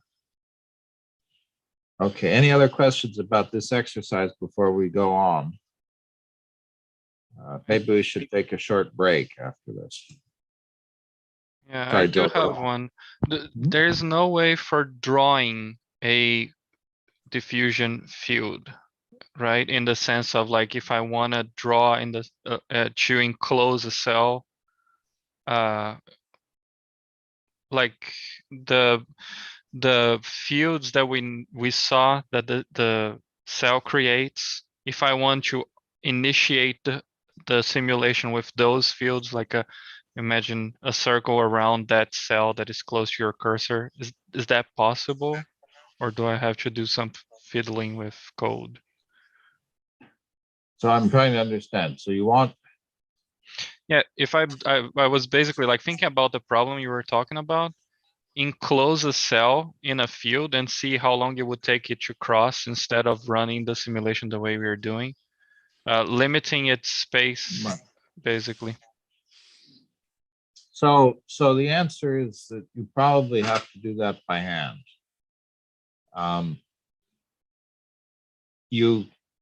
So you can define an initial condition for your field, and that initial condition can have any simple arithmetic functions you like, and some math. So you could define x plus the square root of x squared plus y squared as the concentration, or the square root of x minus 10 plus y minus 10. And you could use maxes and mins to make multiple peaks and things like that. It wouldn't be very elegant.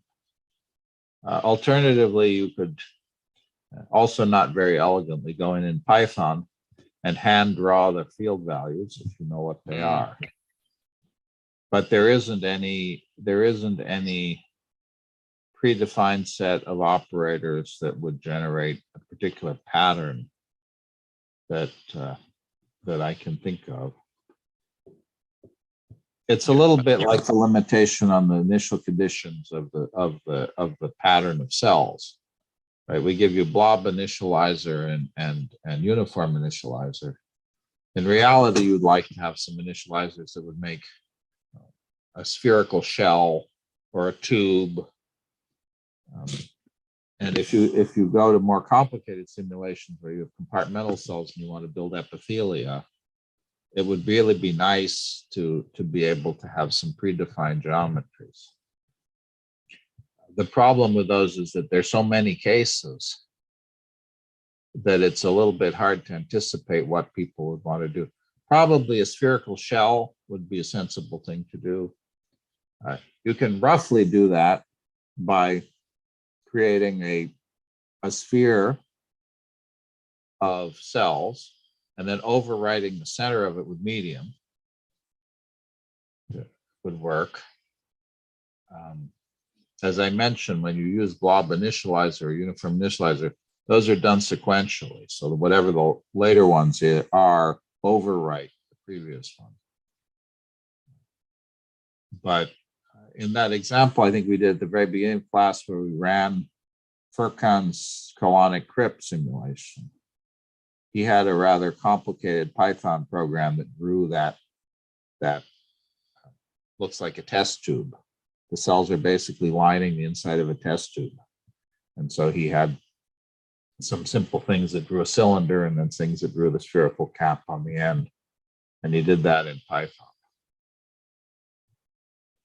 So we've talked for years about trying to have something where you could actually draw initial conditions.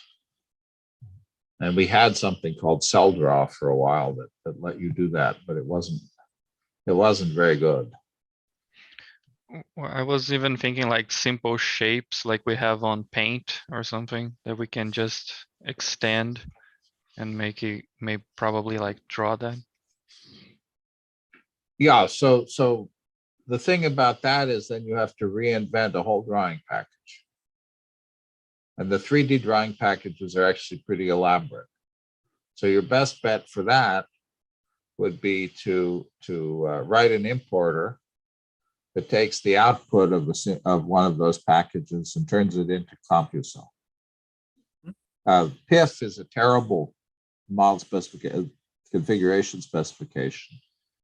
So I wouldn't recommend using PIF, but something like the output of Blender, there's no reason you couldn't take the output of Blender, rasterize it, and turn it into an initial condition. That would actually not have been a bad project for somebody who wanted to do a computational extension to CompuCell. And I think Jim Sluka wrote, what was he importing? So 2D images. 2D images are easy enough. I just shared a link that has an example that Jim Sluka did. He's importing a photo of a dog as a field concentration. And yeah, I've done it before using NumPy. You load a PNG into NumPy, it figures things out. Yeah, and make it into, I think I follow you. Yep. I mean, the one you probably want is to take, and I don't remember how the formatting is done. So image J has segmentation algorithms. And so what you really would like to be able to do is import segmented images and be able to turn those into CompuCell initial conditions.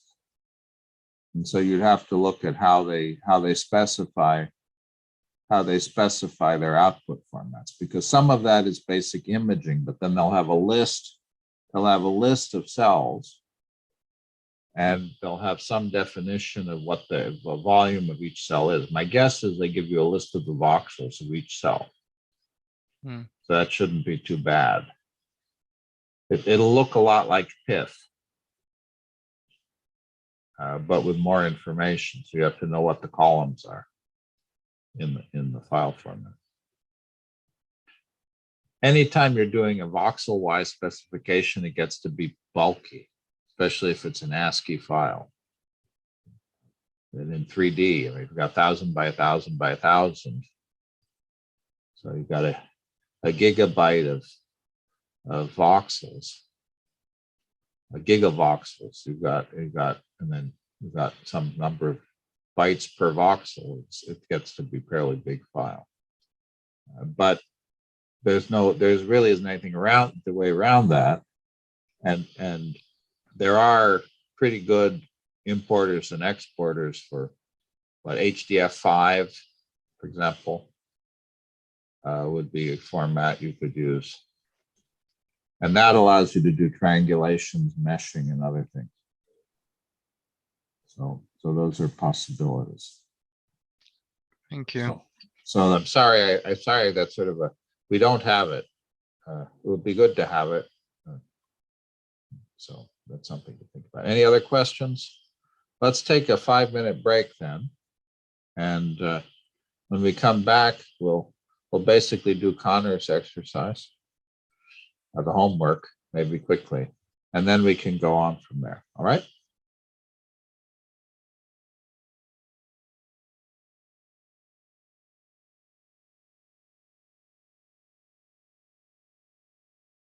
Again, I think here on 11.2, there's this comment that the time for the field to recover is 1 over the decay rate. And so if you adjust that time, then you want to know, is that decay rate, is that recovery time short compared to the speed at which the cells move, comparable to it, or long? And in those 3 cases, you expect to get different qualitative answers.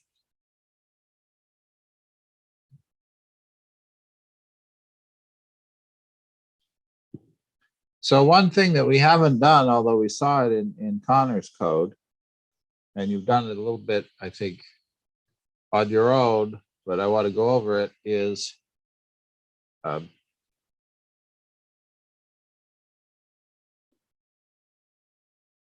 to change the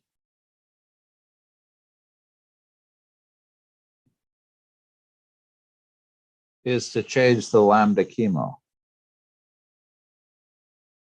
And there are a number of ways to do that.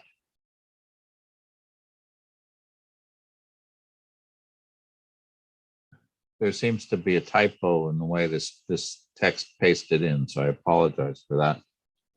So if we've specified the Chemotaxis lambdas generically in the XML, then we could get and set the value for the field for the actually, let me stop that. Let me correct myself, since I'm saying the wrong thing.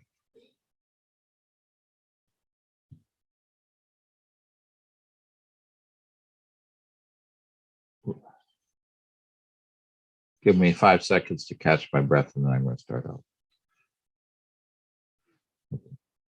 I got thrown off by the typo. So we want to be able to adjust potentially the chemotaxis properties for individual cells. And when we want to do that, we have to remember that there are 2 things involved, one of which is the cell and one of which is the field to which it's chemotaxis. And so we can't just have a cell dot attribute like cell dot lambda chemo, because that wouldn't tell us which chemical field we were referring to. And because of that, we have to use a function which is add chemotaxis data, which pulls a reference to the pairing of the cell and the field. So if we do cd equals self.chemotaxis plugin.add chemotaxis data, and then the handle of the cell and the name of the field, that will pull all of the chemotaxis information about that pairing between that cell and that field. And as usual, that CD is a complex object, which has a bunch of functions and references on it. And in principle, we should be doing a dir on it to find out all the things we can do. We can, in principle, change the functional form of the chemotaxis, and other things. The thing that we're going to do the most frequently is change lambda chemo. And so cd.set lambda, and then the new value will update the numerical value cell by cell. It might be nice to be able to do an update that had other scope, but that's what we got. And so here we pull the value. In this case, there's an if, because potentially if cell and field don't have a chemotactic association, this would return a null object. And so that's why I've got if CD, and then this should be indented. Get the value of lambda, reduce it by 3, and then reset it. So reduce the lambda chemo. In practice, if I did something like that, that would be pretty brave. Well, not, because lambda could be negative, so it's all right. Could reverse the sign. Okay. So that's the basic syntax that we're going to use. And so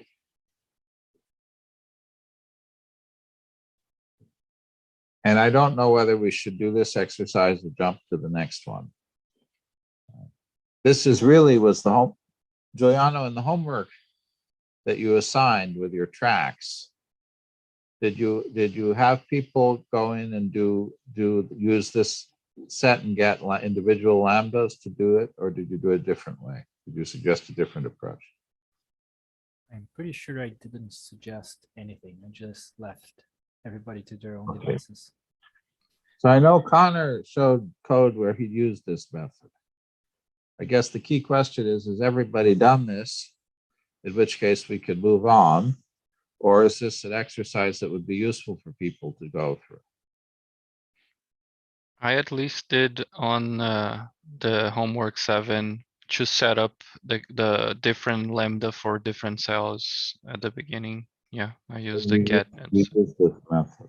Okay. What about Josh and Jackson? Is this something that we should go over, or have you done it? Don't be shy. If you haven't done it, just because somebody else has done it, there's no reason that we can't do it together. No, I've done it.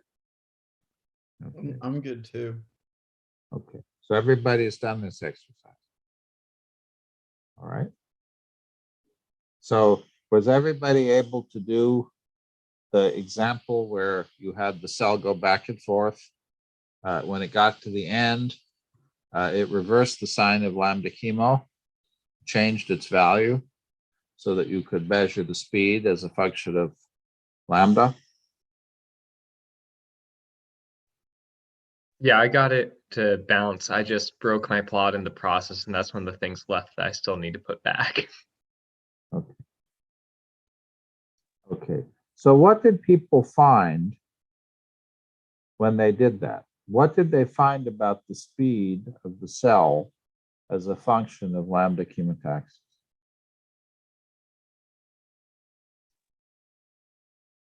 That the bigger the lambda, the speed is also higher. You're asking that as a question. But if you did it, you found something. So what did you find? Yeah, that the lambda is the bigger the lambda, the bigger the speed. All right. Did everybody see that? Okay. So I have another question then, which is, what was the relationship between the speed and the value of lambda?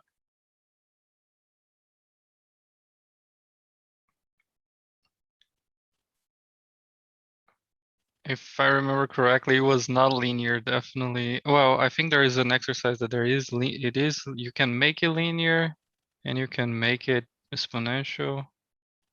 I don't remember now, sorry. Okay, this is actually a pretty fundamental thing, so maybe we should do this exercise after all. If you have the code, you can run it. Yeah, And you I don't was do going to do fast- exactly it's that. fast Yep. to do that.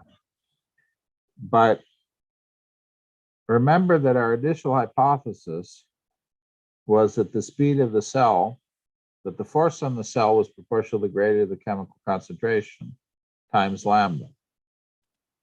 And so our expectation in the world of overdamped physics is that if the force is proportional to lambda, the speed should be proportional to lambda as well, so that the speed should be linear in the value of lambda.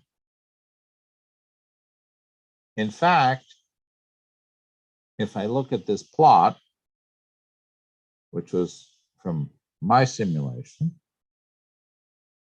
you'll see that there's a range. Actually, this is an exponential x, so it's a little bit hard to see. There is, in fact, a range over maybe a factor of 20 or 30 in the value of lambda, where the speed does increase linearly with lambda. However, if you make lambda very large, you'll notice that the velocity saturates. If you make lambda very small, you'll find that the cell may get stuck and not move at all. And in fact, in the simulations that Connor wants to do in noisy small gradients, you can have exactly that, where the cells aren't basically stick, they don't move. And so it's reasonably important to know what range of lambda you have that linear response over. Now, I wish I could tell you that the range of lambda is 200 to 500, something like that. The problem is what matters is not lambda by itself, but lambda times the gradient of the chemical concentration. And that tells you what the force is. But even that by itself doesn't tell you the answer, because depending on how big the cell is, what lambda volume is, what lambda surface is, what other things are going on, what the contact energy of the cell is, those will all affect the cell's response. One thing that I have done here, though, is I have plotted velocity, and I haven't shown the units, but these are in units of voxels per Monte Carlo step. And one thing you will see is that the speed saturates at about 0.2, 0.25 voxels per Monte Carlo step. And that's actually an important result. And I have it in the slide, but it's a little bit further down. That's an important result. And there is, in fact, a speed limit built into CompuCell, which in a sense is an artifact of the modeling methodology. And that is that if you start pushing cells so that they try to move faster than about 1/10 of a voxel per Monte Carlo step, in this case, it's 2/10 of a voxel per Monte Carlo step, bad things happen. In the cases where the cells, you were seeing cells break apart or disappear when they were subject to chemotaxis, that's because you were exceeding this natural speed limit. And the reason for that natural speed limit is that the modeling methodology, this Metropolis algorithm that we're using, is fundamentally what's called, in a physicist would call, an equilibrium method. It's designed not to do dynamics. It's designed to tell you what the static result is when everything is equilibrated. And when you move off of equilibrium, you're torturing that method a little bit. If you are in what's called the quasi-adiabatic or quasi-equilibrium domain, then the method still works. But if you move into a region where you're far from equilibrium, then that method fails. And fundamentally, the reason it fails is this. Think about a cell and how it's actually moving in your algorithm. You're picking a random location on the surface. You're asking, does it move forward or backward by 1 voxel? One Monte Carlo step is effectively trying to update not actually every voxel because it's random, but approximately every voxel. That means each voxel gets updated once. So in principle, the cell can't move more than one voxel per Monte Carlo step. Now in practice, because you're not sweeping systematically every voxel,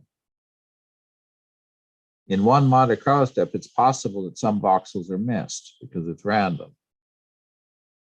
And so that means that you actually can't move one voxel per Monte Carlo step. You can only move less than that. The exact speed with which you could move is not perfectly defined, but it's given by the probability, essentially, that you've missed voxels along the surface. And the answer is that if you go over the surface 5 times, you're pretty certain to have covered all of it. And so that's really where that speed limit comes from. Does that help? And so when you're designing simulations, at some level you want things to move as fast as they can, because otherwise you're wasting CPU cycles. You're sitting around waiting for the simulation to do nothing. But if you push it too hard, the methodology itself fails. And so that speed limit of, again, 1/10 of a voxel per Monte Carlo step, 20th, a 5th is probably okay.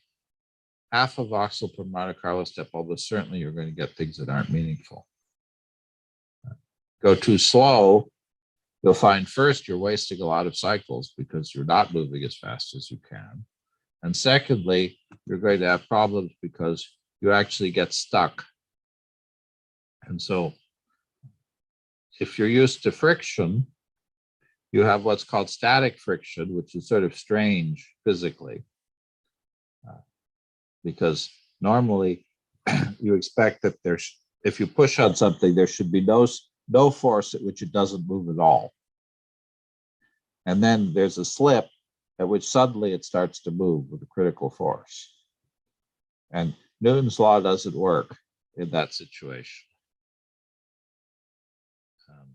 We're used to Newton's law working most of the time, but it doesn't work in that situation. Once it starts moving, you have the dynamic friction, and then Newton's law works again. But static friction, Newton's law doesn't work. And so we have the same kind of thing, which is called pinning here, which is that for very small forces, you could get stuck. In that situation, actually turning up the fluctuation amplitude helps you. And so the higher the fluctuation amplitude, the easier it is to unstick. Turning up the fluctuation amplitude has its own pathologies. So you have to be a little bit careful about that, but it's something to watch out for. And this region of quasi-linear response, force response, is a fundamental question in CompuCell. And you should always be trying to tune your simulation so you're in that regime. Joel, did you have a question? Yeah, I was just wondering if there is any change if we limit the time we plot in the player related to, or this will happen under the hood. The plotting is just showing us what is happening. This is not a plotting artifact. This is a fundamental limitation of the method. Okay. So if for very small velocities, if you do long time intervals, you're doing some averaging over the noise and you'll get something that looks better. But if you're stuck, no matter how long you run it, you're still stuck. And if your cell is falling apart because you're pushing it too hard, no amount of changing the time over which you're doing windowing will fix that. Okay, got it. Thank you. We saw that a little bit early on when we were playing with surface, when we were playing with contact energy. And we saw that if we made the contact energy of the cell too small, the cell could fall apart. And if we made the contact energy too big compared to the fluctuation amplitude, the cell would turn into a square or an octagon and lock on the lattice. So this is a little bit the same thing, but now a dynamic version of that rather than a static version of that. And essentially, it's an artifact of the way the updates are done and the fact that we're on a lattice.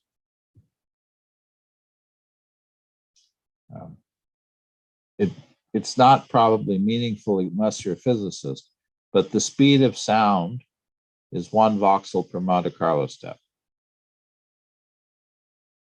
Now, in most real materials, the speed of sound is very, very fast compared to everything you do to the material.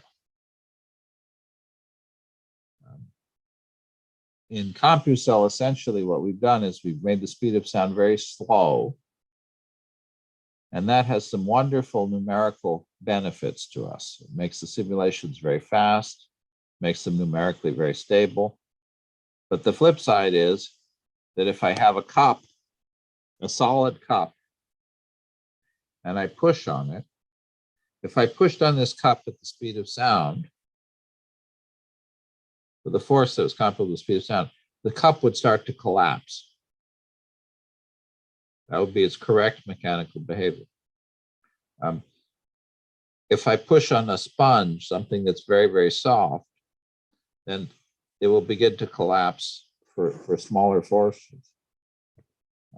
Basically, our materials are such that if you push on them too hard, they begin to crumple up. And because the forces have to be transduced, if I push in high school physics, when you push on an object, the force goes through the object instantaneously. In reality, when I start pushing on this object, the time it takes for the force for the leading at the far side of the object to know that I started pushing is the distance divided by the speed of sound. And so that time for this object compared to anything I'm going to do to it by hand, the speed of sound is essentially instant to get across it. But in CompuCell, that speed of sound is 1 voxel per Monte Carlo step. So if I start pushing on an object at one end, it takes time for that information to go across. Now, it's a little complicated because certain kinds of information, like volume constraint, apply to the whole object instantaneously. And so that information travels across the object instantaneously. But surface effects travel at the speed of sound, 1 voxel per Monte Carlo step. And so in a sense, you could think of these cells, these cells as being very compressible, very squishy. And if you remember your physics, the speed of sound of an object depends on its Young's modulus. The stiffer the object, the faster the speed of sound. And so here the objects are fundamentally very soft. So, boy, we're going to run out of time before we do too much. But this is an exercise I think people really should explore. And it's Giuliano wrote this exercise to some extent, but I think it's worth going back.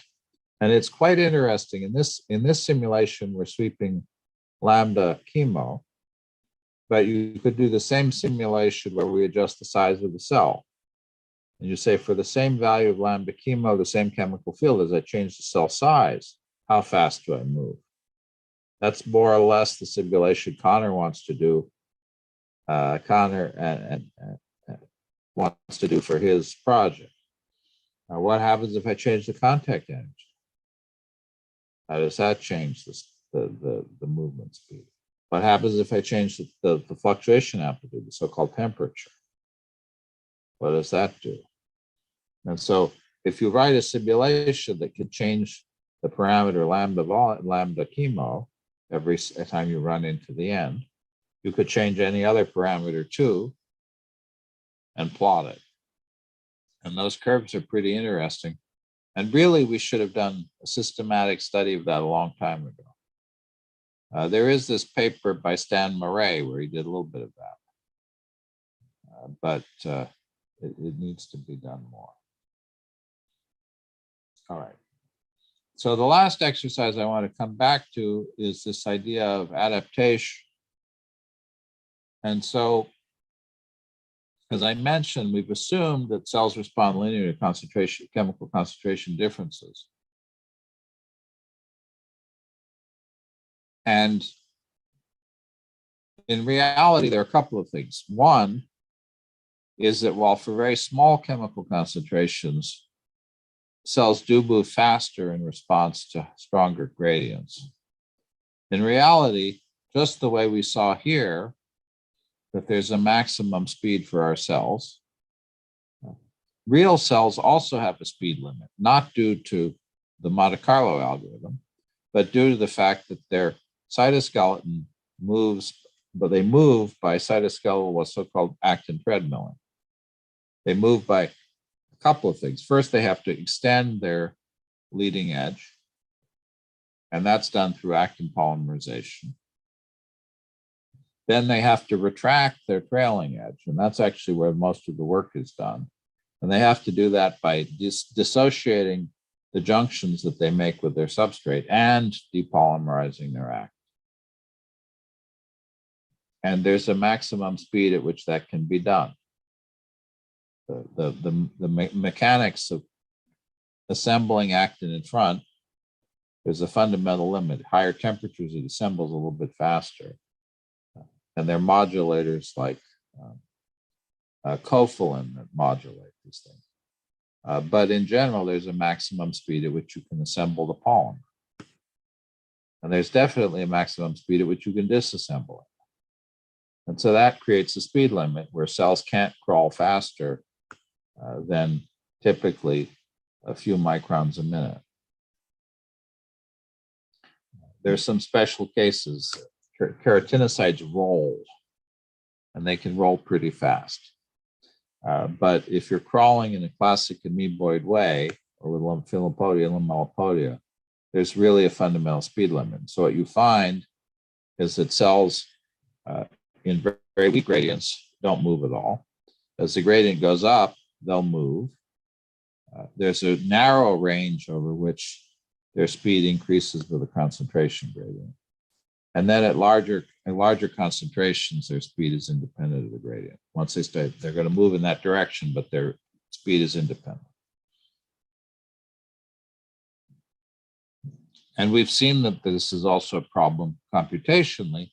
In a linear gradient, our cells behave well. But if we do something like an exponential gradient, when the concentration is low, the cell doesn't move. When it comes over to the place where the gradient is steep, the cell dies. Falls apart. And here's an example of that. I really should probably have plotted it the other direction, not time versus position, but position versus time, because it makes more sense. The steepness here is the speed. Now what you see is when the cell is on the right-hand side here, where the gradient is shallow, it moves slowly, and then it accelerates, accelerates, and accelerates. In this case, it bumps into the end, so it stops. But if I made the gradient a little bigger, or lambda chemo a little bit bigger, the cell will go poof when it gets to the right-hand side. All right. And so the simplest way to deal with that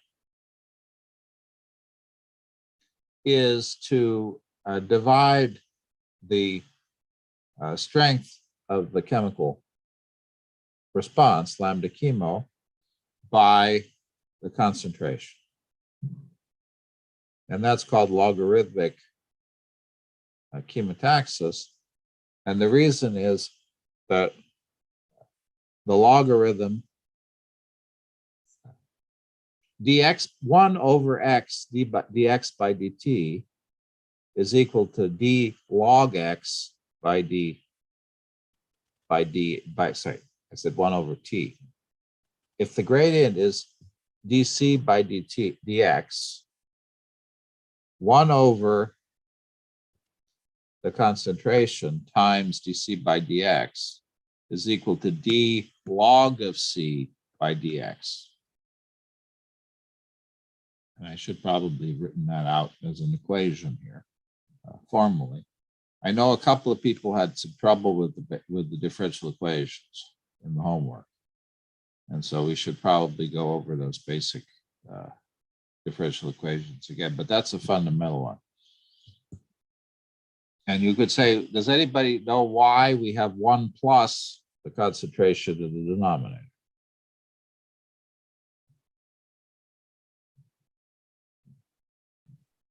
So it's not 0. So it's not 0. Perfect. Yes. Now you could argue about whether 1 is the right number to use. Whatever that is really should be quite a bit less than the typical concentration, because your scaling won't work when the concentration is small compared to that number. But you do have to have a cutoff, otherwise the thing won't work. In our case, since we've been normally scaling the maximum concentration of the chemical field to be 1, 1 in the denominator is probably too big. We should use it every 1/10 or 100th. The other thing that you're going to find if you do this is that the lambda values you have to use are much bigger than they would have been before. And so maybe I don't know, we're almost out of time. I don't know if people want to try. Does everybody have the homework? Did people do this in detail in the homework? I don't think so. Did you explore this problem in the homework, Juliana? I put it in as an exercise, but we didn't explore why that would be a good idea. Yeah, I remember getting like a logarithmic function looking alike. That's just how I describe it, but I didn't know that that was the reason. I used the exact same formula here. I remember Juliana put this formula there, and I got a logarithmic looking between the different lambdas. So in fact, if you look inside of CompuCell, there's something called saturated chemotaxis. And it has this, it looks like it has this numerical form.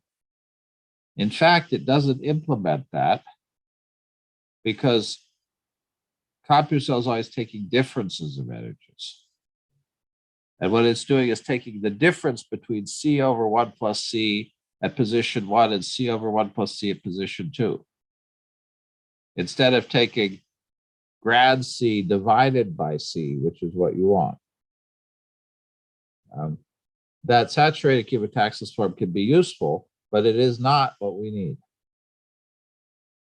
And so the way that one has to do this in practice is that you have to sweep every Monte Carlo step, if you're moving rapidly, or every few Monte Carlo steps. You have to sweep through your cells, measure the concentration, typically at the center of mass of the cell, and divide lambda chemo reference by 1 plus that concentration. And so that really is the critical thing to do. And we're not going to have time to do that. I would like people, if you haven't done it as a homework exercise, we will write this up as a more detailed homework exercise for this week, because I think this is really critical. In this case, you could use much bigger lambda chemo. This said 1e to the 30th, which can't be right. But 1e3, I think, is too small. I think it's something like I think it's like 1e5 or 1e6. You need pretty big lambda chemo for this to work. And so the assignment was to set a concentration that gives you an exponential decay, and then have the lambda adjusted periodically in proportional concentration. And when you do that, the effect is dramatic if you've got it to work. Here's our example of our cell in this exponential gradient. If I use linear chemotaxis, the cell moves painfully slowly in this blue region, and then it accelerates and eventually runs into the wall or dies when it gets into the red region.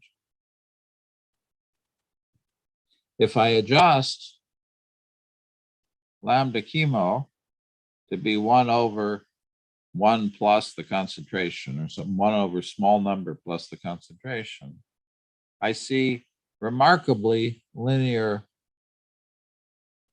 movement, that is constant velocity. So the cell is moving appropriately both in this blue region where there's very little concentration and in this red region where there's a high concentration.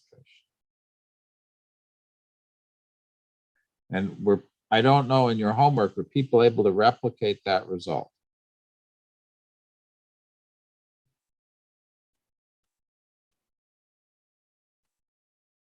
Because this is a critical result.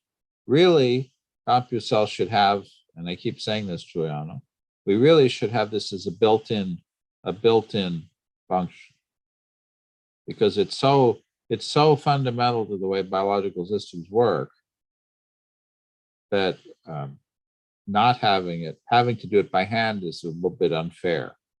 It's something very fundamental. So I don't know, did people, when people did this exercise, did you find this? I think the only person who handed it in so far was Alex. Did you hand in the homework? For No, I did not yet. Okay, so Alex is the only one who did it, and he didn't get the full result. Yeah, so I can speak to this. I think I got a behavior that was looking similar to this, but my goal was to try to do the whole homework except for the last part in kind of like one bundle of code so I could flexibly switch between things, which is part of the reason why my plots aren't working yet. So I don't know if I got this exact plot, but I think I have it implemented such that it is showing that behavior. That's tentative. Yes. I was just reading my answer here, and I noticed that the cells start to move faster at the beginning, especially because I'm using that way of diffusing, and it takes time to diffuse all the way to the end. So I noticed the difference, but I don't have that plot. I think I'll do the same plot that you're doing here that shows very clearly the linear. So the assignment specifically is that you want to not have the chemical field change. So you want to set up your initial condition to be the equilibrium condition, or very close to it. Because to be able to disentangle what's going on, if the chemical field is changing, you don't know whether the cell movement velocity changes due to the chemical field or due to the way the cell's moving in the field. And so in the case of an exponential, you can calculate by hand for a given set of diffusion and decay constants what the field is at equilibrium. And then you can set the initial value to be that. And then you don't have an equilibration. The other way to do it is to start out with lambda chemo 0, run your simulation for however many thousand Monte Carlo steps it takes for the chemical field to equilibrate, and then turn on the chemotaxis. But you don't want to have the chemical start diffusing from this end and then try to do this simulation, because you can't understand. It's legitimate for the cell to not be moving if there's no chemical. And so you really want to show that in this case, for an exponential gradient, you get a linear response. And that's a fundamental result. So I think that that's maybe something that people should dig into a little bit more. And then the last thing we were going to do was come back to that bacterium macrophage calculation. That's done. Giuliano gave an exercise of that kind. It's not quite the same. The way it's played out in my slide deck, we're trying to get it to be more. Giuliano's idea, which was also beautiful, is to build a maze. And then it's like the one Josh is trying to work on here. Build a maze and then have the cells move through the maze, following each other. This particular exercise is trying to replicate the movie And in this case, the maze consists of red blood cells, which are blocking the chemical. And as you see in the movie, they're not actively moving, but they do get pushed around. And so in this case, the red blood cells are not moving actively, but do get pushed out of the way when the other cells are moving. One thing that people saw, I think, in the equivalent of this, is that the cells can get confused. In this little video loop, you'll notice that the blue cell here is started out chasing two green. It's chasing two bacteria at once. And then it decides which one it's going to go after and then splits off. And that does happen with chemotaxis. You can have part of the cell responding to one chemical locally and another part of the cell responding differently. Not every cell can do that. Some cells really always move as a unit, but there are other cells that do that where the different parts of the surface of the cell behave totally differently. In neurons, the growth cone of the neuron, as it's sending out arborizations, each little growth cone behaves essentially as a separate chemotactic agent. The main body of the cell doesn't move at all. It's only the surface of the cell that's being extended, and each patch of surface is extending independently. And that's something that one can do. Again, in the example Josh was talking about, is working on, you see that where that slime mold is able to extend, and different pieces of the slime mold follow different gradients. And so that's something that one can explore there. Okay, well, we didn't get through all of this, I guess. I did want to talk about explicit forces. Again, people have done some exercises on that, but I think it would be worth doing the persistent movement and collective migration a little bit. And not doing that today, Giuliano, you and I probably have to sit down and work over the slides and the exercises a little bit more. But I hope this gives people a little bit more confidence working with chemotaxis. And I hope it was not totally unhelpful to brainstorm some of these problems together and see how they work. I realized again that when these things are written as exercises on paper, the thought process of how you do the exercise isn't always obvious. And if we wrote very, very long explanations of what to do, I guarantee no one would read them.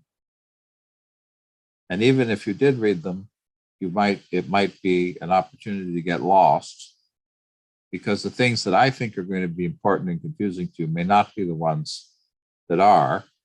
And the ones that are confusing to you may be obvious to me and therefore not discussed. And so I'd rather have at least some dynamics where people can ask questions and come back and talk about it. So I appreciate your patience today.